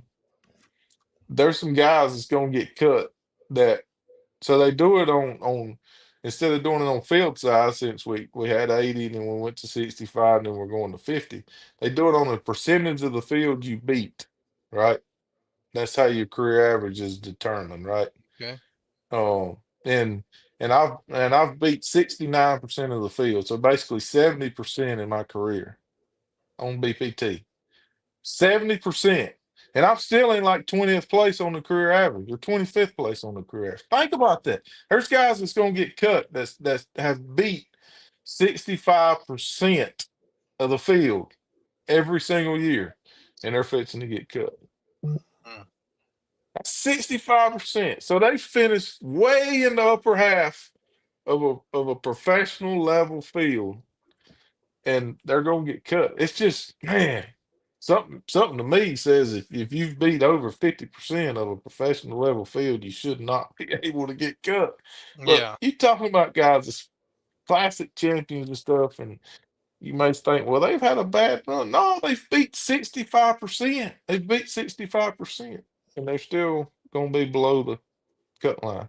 So this is just dummy me asking when they cut those guys and they cycle the new qualifiers in, how long do they have? And I mean, what's the chances of even seeing that guy stay on the Bass Pro Tour for longer than a couple of years? No, there's a good chance because it don't um so like the top so the way they're doing it this year, they take like the top 35 in career average and then the next 10 in the point. So all they got to do is finish in that area, which right now is like top 50 in the points or something. They still gonna be able to stay in. So a new guy coming in next year, he can't bomb his first year. He's got to have a. He's got to have a. He don't have to have a great year. He's just got to have a okay year. Finish top 35 in the points out of 50. Now you got to remember. So out of 50, if he finishes in the top 35, he's good. And then he starts building. He starts building his career. I know Bass has like a 2-year grace period now. Mhm. That they didn't always have that now. So it's Yeah. always, what you right, John? They didn't always have that. And No. it's like when I came in, I had to catch them my first year. By God, I was gonna be gone, you know. Hmm. So that's kind of how it is. And it's crazy because when we did well, you had the first flood of guys come over from FLW. Uh, they already knew the professional game, so they was built to last, right? And then they went back to where it was just guys trying to make it. And man, only what, one or two of them would stick. It Hmm. was crazy. I mean, I know like Brandon Lester, I bet he's the only one in his group left, if you look back at it. So we went through the period. This is on the Elite Series of where we had the flood of the FLW guys coming when we was able to fish both, built to stay. And then we had the period where the guys really wasn't built to stay, and you had to be elite to just stay. To where you got now, these guys coming out of college and everything else are built to stay again. You know what I mean? So it's Hmm. it's been a pretty interesting curve in my career. These guys coming in now, yeah, they got a really good chance of staying because they're coming in ready for the They are coming in ready, but so are the ones that are right behind them. exactly. That's So, true. That's so very true. I think it's the sport, the professional bass fishing is turning into a major sport. I mean, like, Yeah. Well, yeah, it's because the flood of guys coming from FLW, that was a very small pool, right? right. That was built to stay. And then, but this is a endless pool, and it's not Yeah. going to end. That's And right. your average MLB football or your NFL guy, the average length in the NFL is like 3 years. Right. And fishing is becoming that Yeah. because you know the guys that are really good now, the young guys, so are the young guys that are right behind them, and Yeah. they're gonna, and I think it's gonna get even tighter every Yeah. year. Like, Oh, it's definitely tighter now than it's ever been in my I career. mean, if they're all doing forward facing sonar and everybody's catching, Yeah. and these guys that are coming in now are just as good as Trey McKinney is on the Elite Yeah. Series, then Trey McKinney's not safe. Yeah. That's what I'm saying, man. It's just like all of them coming in now is built to stay. Which Yeah. goes back to your original question, what's their chances of staying? It's pretty dang good. For a few years For a until few the years. legend ain't gonna knock them out. It's gonna be the next high school or college Look, superstar. I hate to say this, Andy, but I think from what you've just said and from what John's just said, I think it's going to hurt fishing. As far Well, as from a fan standpoint, because I think it's agree going to hurt because for fishing. because for whatever reason, fishing takes time to build stars. Mm-hmm. There's no overnight stars. Yeah. Oh, unfortunately, I mean, even Jacob Wheeler wasn't an overnight star. Even though I can remember his early days, he Mm-hmm. still wasn't an overnight star. Art Defoe wasn't. Um, You so I agree. Like, how are we going to build stars of the sport that's going to carry the sport? Because stars carry the sport, man. They Yep. Yep. they do it in everything. They Yes. do it in everything. Maybe. Uh, it's the word that the guy that is coming in is hyped up enough to be able to carry it at a young age. Maybe that's the answer. I don't know. Like Cooper Flag going into the NBA, he's pretty hyped up right now. Mm-hmm. Um, but you're right, man. It's that could be a challenge. They got to Well, build stars quick. The I'm just a fan needs believer. to relate to somebody really fast. That's right. I'm a believer that the older guys are rooting for the guys their same age, maybe, and guys like me that were lucky enough to get to see Van Dam throughout his career. Or I mean, I could name a whole bunch of them. You know, I'm willing to admit that I'm not necessarily cheering for somebody that just qualified for the elites or just got on the MLF Pro Tour. Right. But there's a lot of college kids that are cheering for them guys. But Mm-hmm. Yes. like to your point, we have a good healthy mix right now. We Yeah. have a good, there's a lot of guys pull for me. I mean, I even had a pretty lady a minute ago tell me I was her favorite. But anyway, there's a lot of guys pull for my age, and then there's, used to be a ton pull for the Denny Briers when he was still in it, or the Cavins, like you thought. It was the age demographic of somebody to pull for was really really wide, and uh,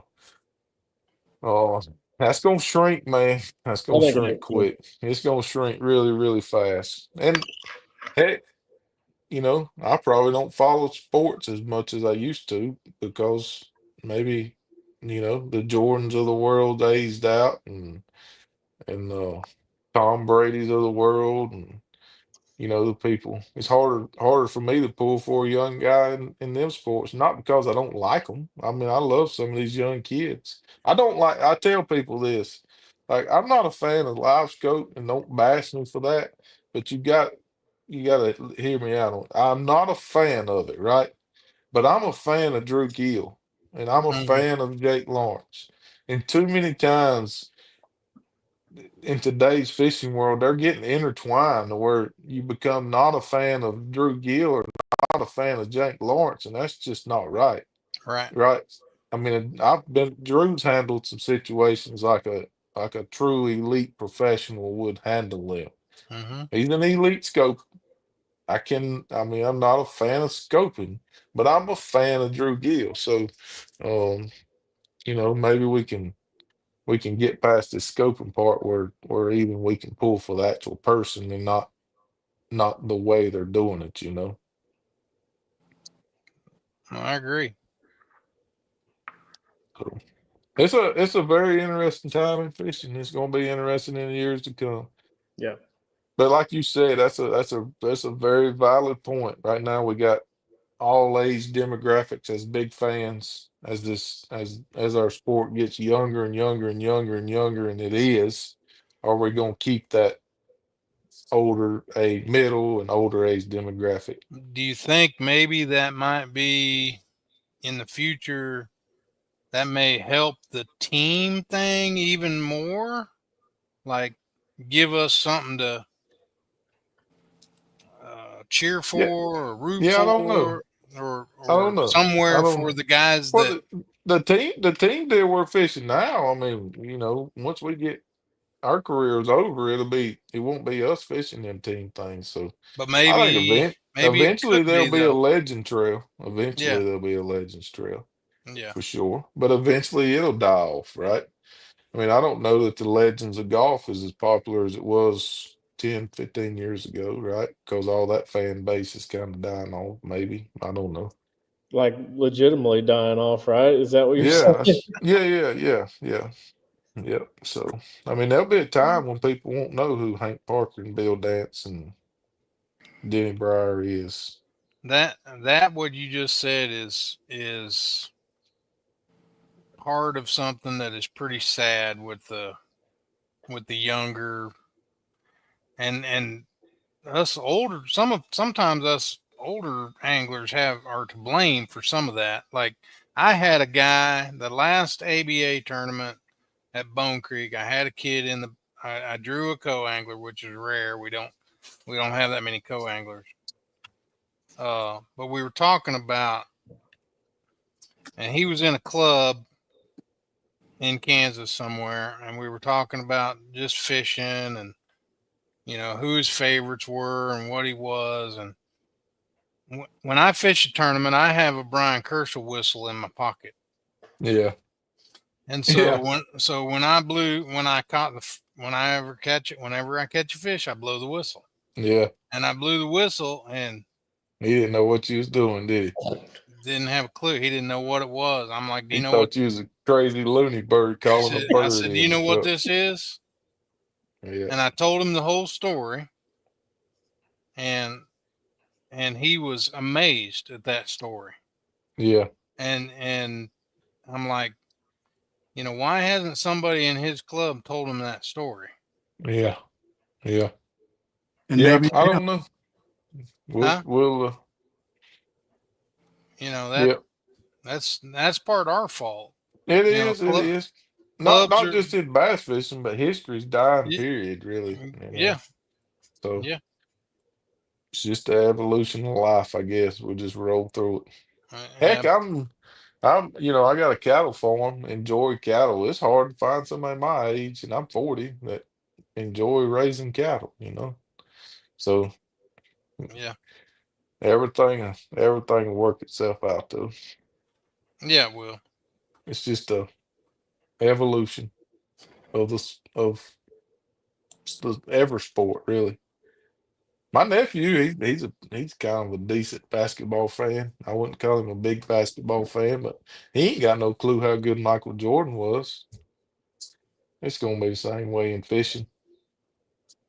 yeah. I mean, everything's changing. Yep, I mean, yep, even it's hard for me to enjoy. You know me. I'm a huge Jayhawk fan. It's getting hard for me to even pay attention to them because yeah, of the end. I just you don't know yep, who's on the team. It's a different team every year, completely different team every year. Not yep, just not just one or two guys like it used to be. yep. You Yeah, I know, grew up a diehard North Carolina Tar Heel fan, so yeah, I mean, I'm sorry about that, but yeah. Yeah, well, y'all sent Roy Williams over there and got us a couple national championships. Yeah, we so, did. Yeah, we did. Yeah. He couldn't turn Daddy down twice, is what he said. Couldn't tell Dean no twice. That's But yeah, it'll all work itself out. But yeah, I do know this: the amount of talent coming up right now is insane, insane.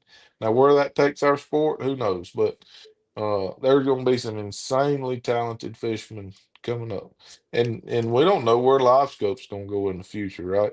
I mean, you right. don't. The technology ain't going to stop. So, at some point, the states are probably going to put a stop to things, They could. and then how does that affect fishing, right? Yeah. Oh, I say the states are going to. Maybe they do, maybe they don't. But I don't. That technology ain't gonna stop where it's at now. That's for No. sure. No. So what does that look like 10 years from now? Nobody knows. Nobody knows. Nobody knows. Well, I know one thing. We usually kind of try not to hold our guests up for too long, but if we hold you up a whole lot longer, your cookies are going to get ate on your front porch. I hope the dog ain't able to. I don't even know if they'll still be out there. She's like, But- look, if I wasn't on this call, I'd be in the bed because it's like 9 o'clock's my bedtime. I So have got to hear your answers to a couple of Danny's questions that he likes to ask, because I enjoy the answers that we hear from our pros. So all right, bring it. You sure? Well, I don't know. You've been awful dang quiet all night, and here we go. So, He waits all night for these questions. Oh, oh my goodness. as long as it don't New involve question. Bigfoot. Oh, okay, never mind. Go ahead. No, now you don't have to be a scoper to have had a strange experience. What's the craziest thing you've seen that you couldn't explain on your sonar? Thing underwater. Thing underwater. Yeah. Well, I hadn't seen anything crazy. The only thing that sticks out was I seen a cross on Easter weekend one time. It was pretty cool. I actually posted on Easter every day. So, or every year I posted on Easter. But I'm sure somebody sunk. I assume somebody sunk it as like some type of fish structure because it was under a dock. But it was just it was a perfect cross. And of course active target made it glow because I had that white palette. But no, I ain't seen no Loch Ness monsters or anything like that swimming. I ain't seen no alligators. I really don't have much time with it. I use it a little bit striper fishing. But I really don't have a whole lot of time with it. But that could be bad if you seen something swimming by it look like a human being, Mm-hmm. Yeah. or Bigfoot. And we've had a few guests that had that experience. So Yeah. Did them guests ever say I don't know? actually, yes. There you go. The second one. So traveling. Are you an Airbnb guy? Yeah. We stay in Airbnb. We've come a long way in traveling, buddy. That's for sure. Oh, From some of those amen. places we stayed when we was, yeah. Oh. We've come a long way. Sleep on anything flat as long as it had a fan in it. Yeah. It was. We stayed in some rough places early on. But as you're dragging that boat cross country, Yep. you see the sign on the interstate and you're like, oh man, I gotta stop. I gotta go get me a something. Chick-fil-A. Chick-fil-A. Okay. Yeah, that's probably it's not a flashy answer, but boy, Chick-fil-A. Hard not to stop at Chick-fil-A. It's a popular answer. It is. Is it a popular answer? Oh, yeah. Yeah. It's I gotta stop at Chick-fil-A's. Cool. That and Bucky's probably top two.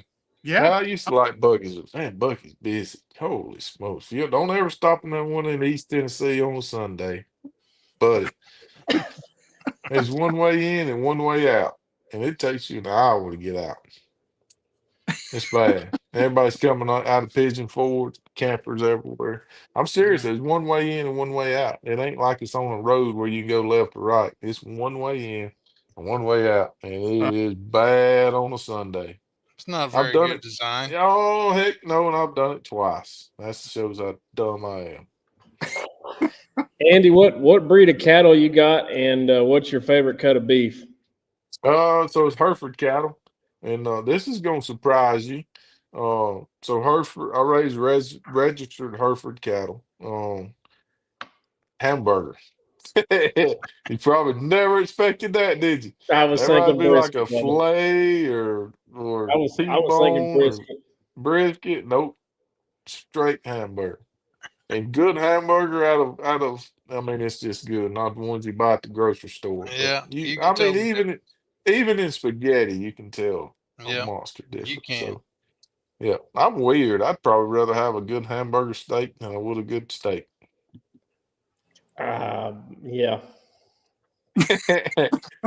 Yeah, you probably thought, man, this guy ain't as dumb as I thought until I said that, and then that just erased everything from the whole Well, I show, had didn't if you just seen what I had on my birthday for a cookout, I don't know. We may have been able to change your mind on that whole hamburger deal, but it? Well, you probably could. I like to eat now, that's for sure. I gotta slow down, man. You get older, you get that stuff sticks to you. I've always been able to eat, buddy. I mean, I was good at skipping and good at eating. Those are two things I was good at.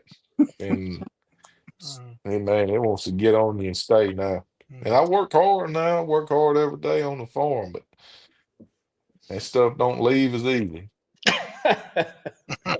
Nope. I hear you there. Birthdays, you just wait. And them birthdays, man, every birthday, it just gets on you. That's awesome. Yeah. Well, So, Andy, we appreciate you coming on. yeah, we're going to bed. I can't even see what time it is. My It's contacts late. done got It's blurred. It's late, man. 10:55. Good. Nine, I done be sawing logs by now. We Yeah, I appreciate. enjoyed it, guys. I really enjoyed it. We want to wish you luck the rest of the year, Appreciate it. and Yeah. we'll see you when you come to Grand next year. Yeah, we'll be there. Ott does all the booking, so I don't know where Yeah. the heck I'm staying at. Well, you So, need to. I know y'all probably do the Airbnb. You already said that, but the guys that don't, if there are any that don't do Airbnb, send them our way, man. all right. Yeah, we do there. We got a YouTube show called After the Cast, so Yep. it's a pretty good show. So yeah, the Airbnb works well for that. Yep. So Absolutely. I think sometimes Edwin probably wishes we didn't have an Airbnb. He could stick me off somewhere by Y'all myself. might But stay at Edwin's for that. no, he's an hour or something drive. Yep. So, yep. No, we're staying on the lake somewhere, but like I said, Ott does all that. All He's righty. like my wife on tour. Yep. We'll be watching you down there. All right, Yep. sounds good. Coming at a different time of year too. I've never fished it that time of year. I've always fished it when it's cold. Yeah. No, So it'll be good. You It'll guys be it'll be good. it'll be interested that time of year. And Flag all you pole. can catch format too. That's always interesting when we go somewhere kind of new in that Yep. format. That's for sure. Yep. We're looking forward to it. Again, appreciate you coming on. We're gonna have your buddy on Odd on in a couple weeks, so that ought to be good too. Oh yeah, that'll be a good one. All right, thank you guys. Thank Yeah. you. Take care. God bless. Thanks Thanks. for Yes, coming, sir. man. See y'all. Nice, Mr. Montgomery. Mr. Crank, is Brad still around? He's typing, Oh, or he was typing. oh. Bradford. Oh, now I'm there. I just found myself. When you're not one of these big time TV personalities, you don't know this stuff. Oh my. Oh, I can barely keep my eyes open. wait a minute. It's not even TV. That shows you how old I am. Well, yeah, This is the internet. interwebs. Yeah, interweb. Yeah. Hey, we had some donations while you were away. Well, that's cool. That's cool. Just had another one. Yeah, it looks like Richard just dropped 50. And I saw Matt said he's going to have 50, an extra 50 at the ramp. So, heck, we're getting close to it. And I don't know if anything has showed up on PayPal yet Okay. because I don't have access to the administrative side of it. So usually I get when something gets paid on PayPal that affects me, Get an email. So I get an email from Mike and so, but hey, no matter how much we got, we appreciate every single bit of it. And so I don't necessarily want to let the wind out of everybody's sail, but the $500 was going to get donated no matter what. So, oh, you scoundrel! Yeah. I just hoodwinked a bunch of guys into putting their name out there and saying I'm going to do this. There's so okay. So before we I don't kick know. Brad off, I'm no lawyer, but you may have to do both. All right.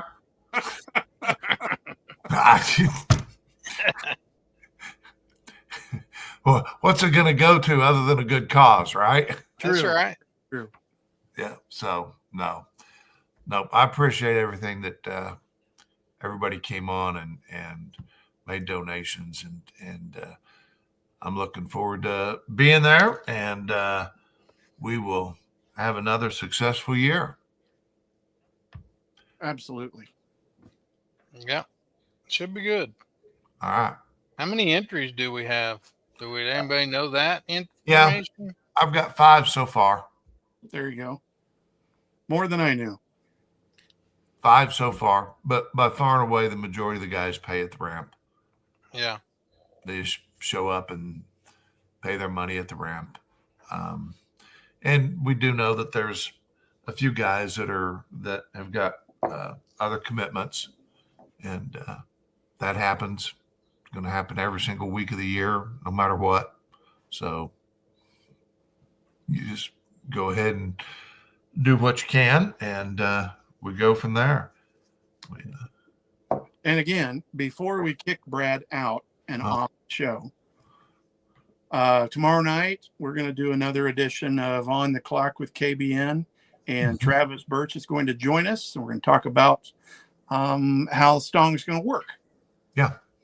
So hope you guys will check us out, and yep, then they can kick me off. No, well, yeah, it'll be exciting to get Travis on there, and because it's gonna have to. It's Big Hill that time of year has got some restrictive length limits, and but Travis has dealt with that in other lakes that he's been to with other length limits, and I think with the LBAA, I think is what he. Yeah, they had a hybrid event at was it Caddo? Yeah, might Early have in been. the year? Yeah, might have been. So he's got a way around it. Doesn't make a difference really. It's a benefit tournament. You know, I guess it'd be really neat to have your name on the plaque. How many times? This Yes. The great ones are there. There they are. Yeah.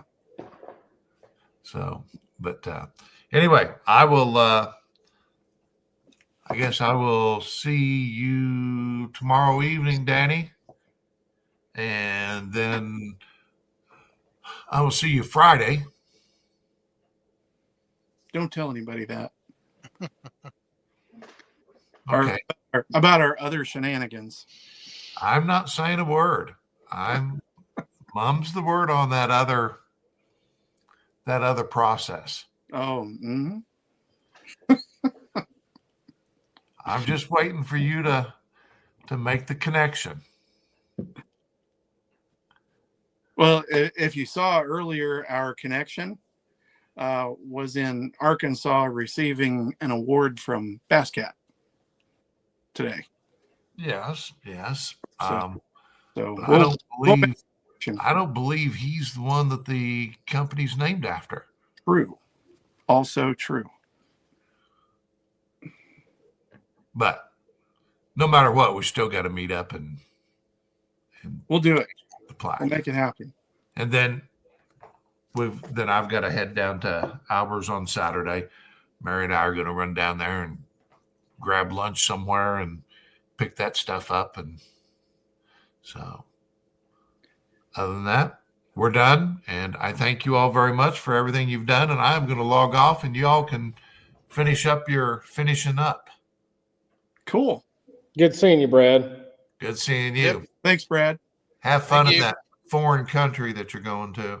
I'm going to try, buddy. Yeah. Bring him a present. Yeah. Like a horse blanket or something. Like you can have your own Bigfoot blanket. Yeah. Oh. I was thinking maybe like a $5 pair of Oakleys that I buy off one of them guys that walk along the beach with a backpack. There you go. Or Oakley's got like 2 Y's in it. Yeah. And it's the pair that he's actually been wearing that's got all the grease on it. Ew. I'm leaving, guys. Okay, bye. Peace. Wow. Andy's a cool dude.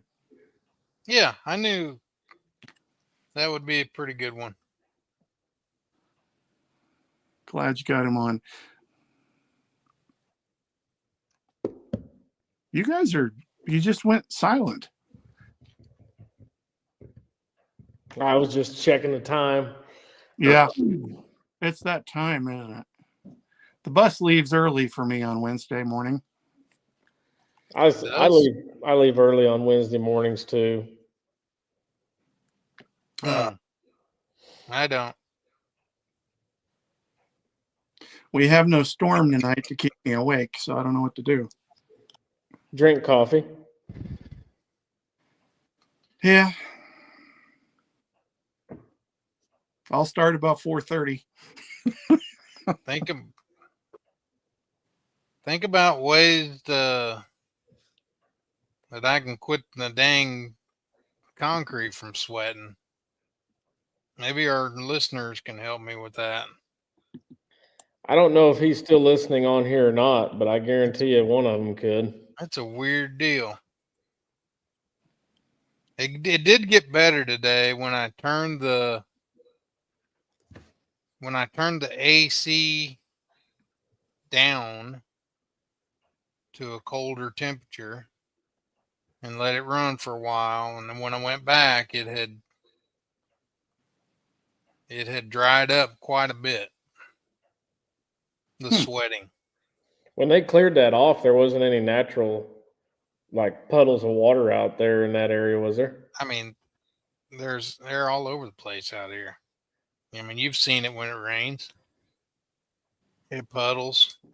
I just wonder if that's maybe where the like the hard table was real shallow right in that area or something, Could be.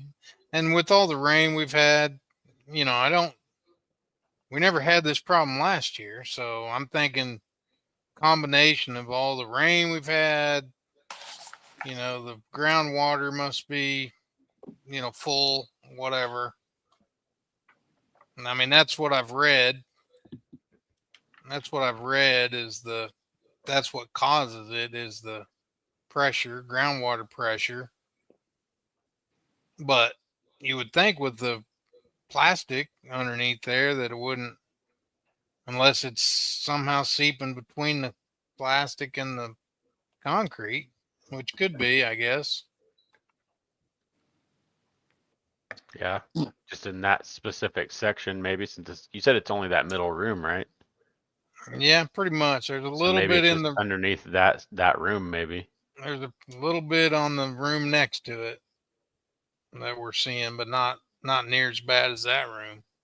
You just got to keep some air moving in there. Yeah, just got to keep some air, and I think I ordered a couple dehumidifiers today, and maybe I may have to leave that AC on and along with the dehumidifier and see what that does. I don't know. What are we doing next week? I'll be driving down the interstate. I will not be present. Next week we don't have anything scheduled. I'm gonna try to hop on my phone. I don't think I'll be driving. I'll probably be writing. But I'll probably have it on mute the majority of the time.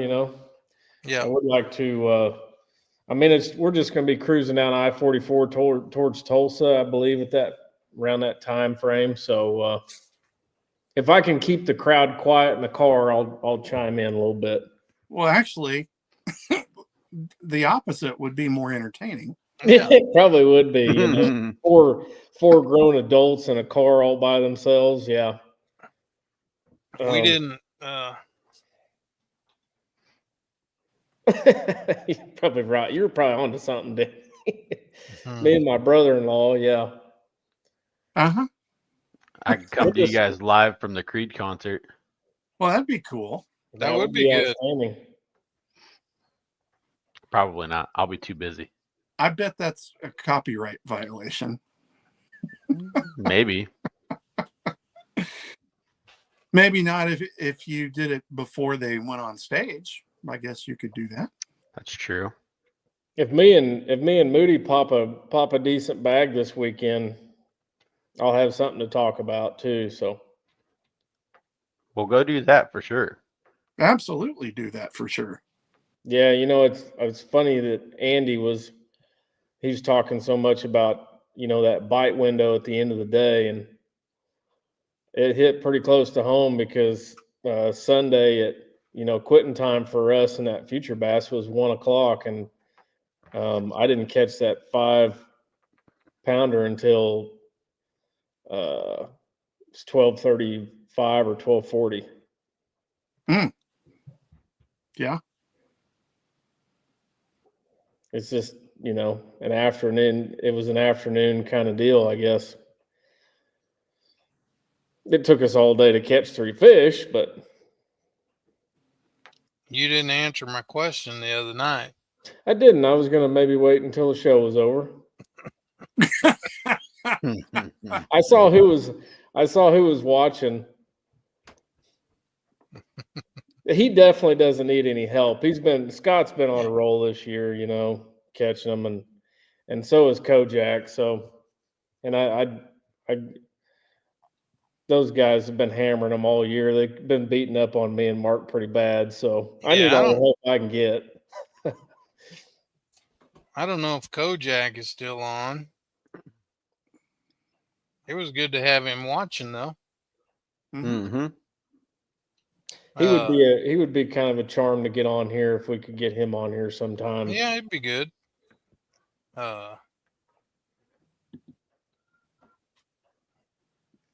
Well, you had talked about next week, you've got the LBAA there.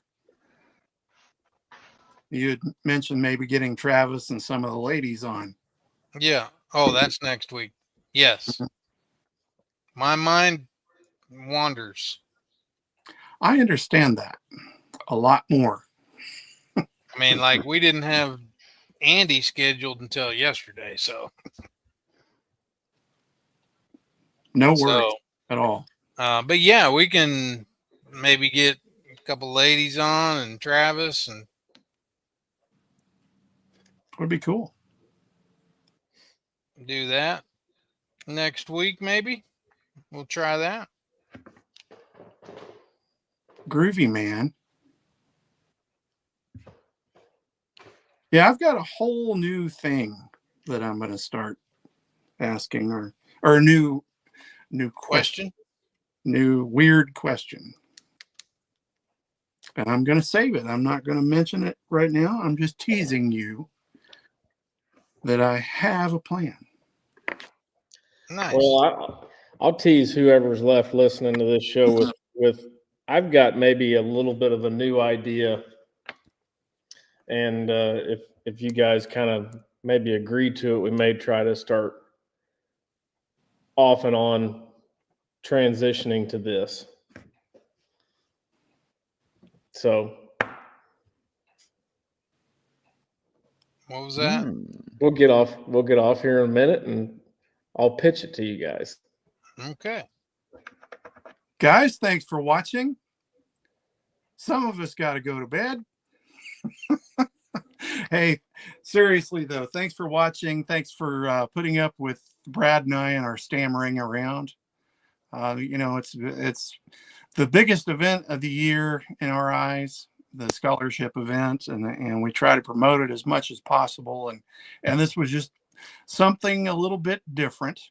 You got to mix it up from time to time. Keep things moving. Check us out next week. Good luck, Kiki and Moody. Peace, man.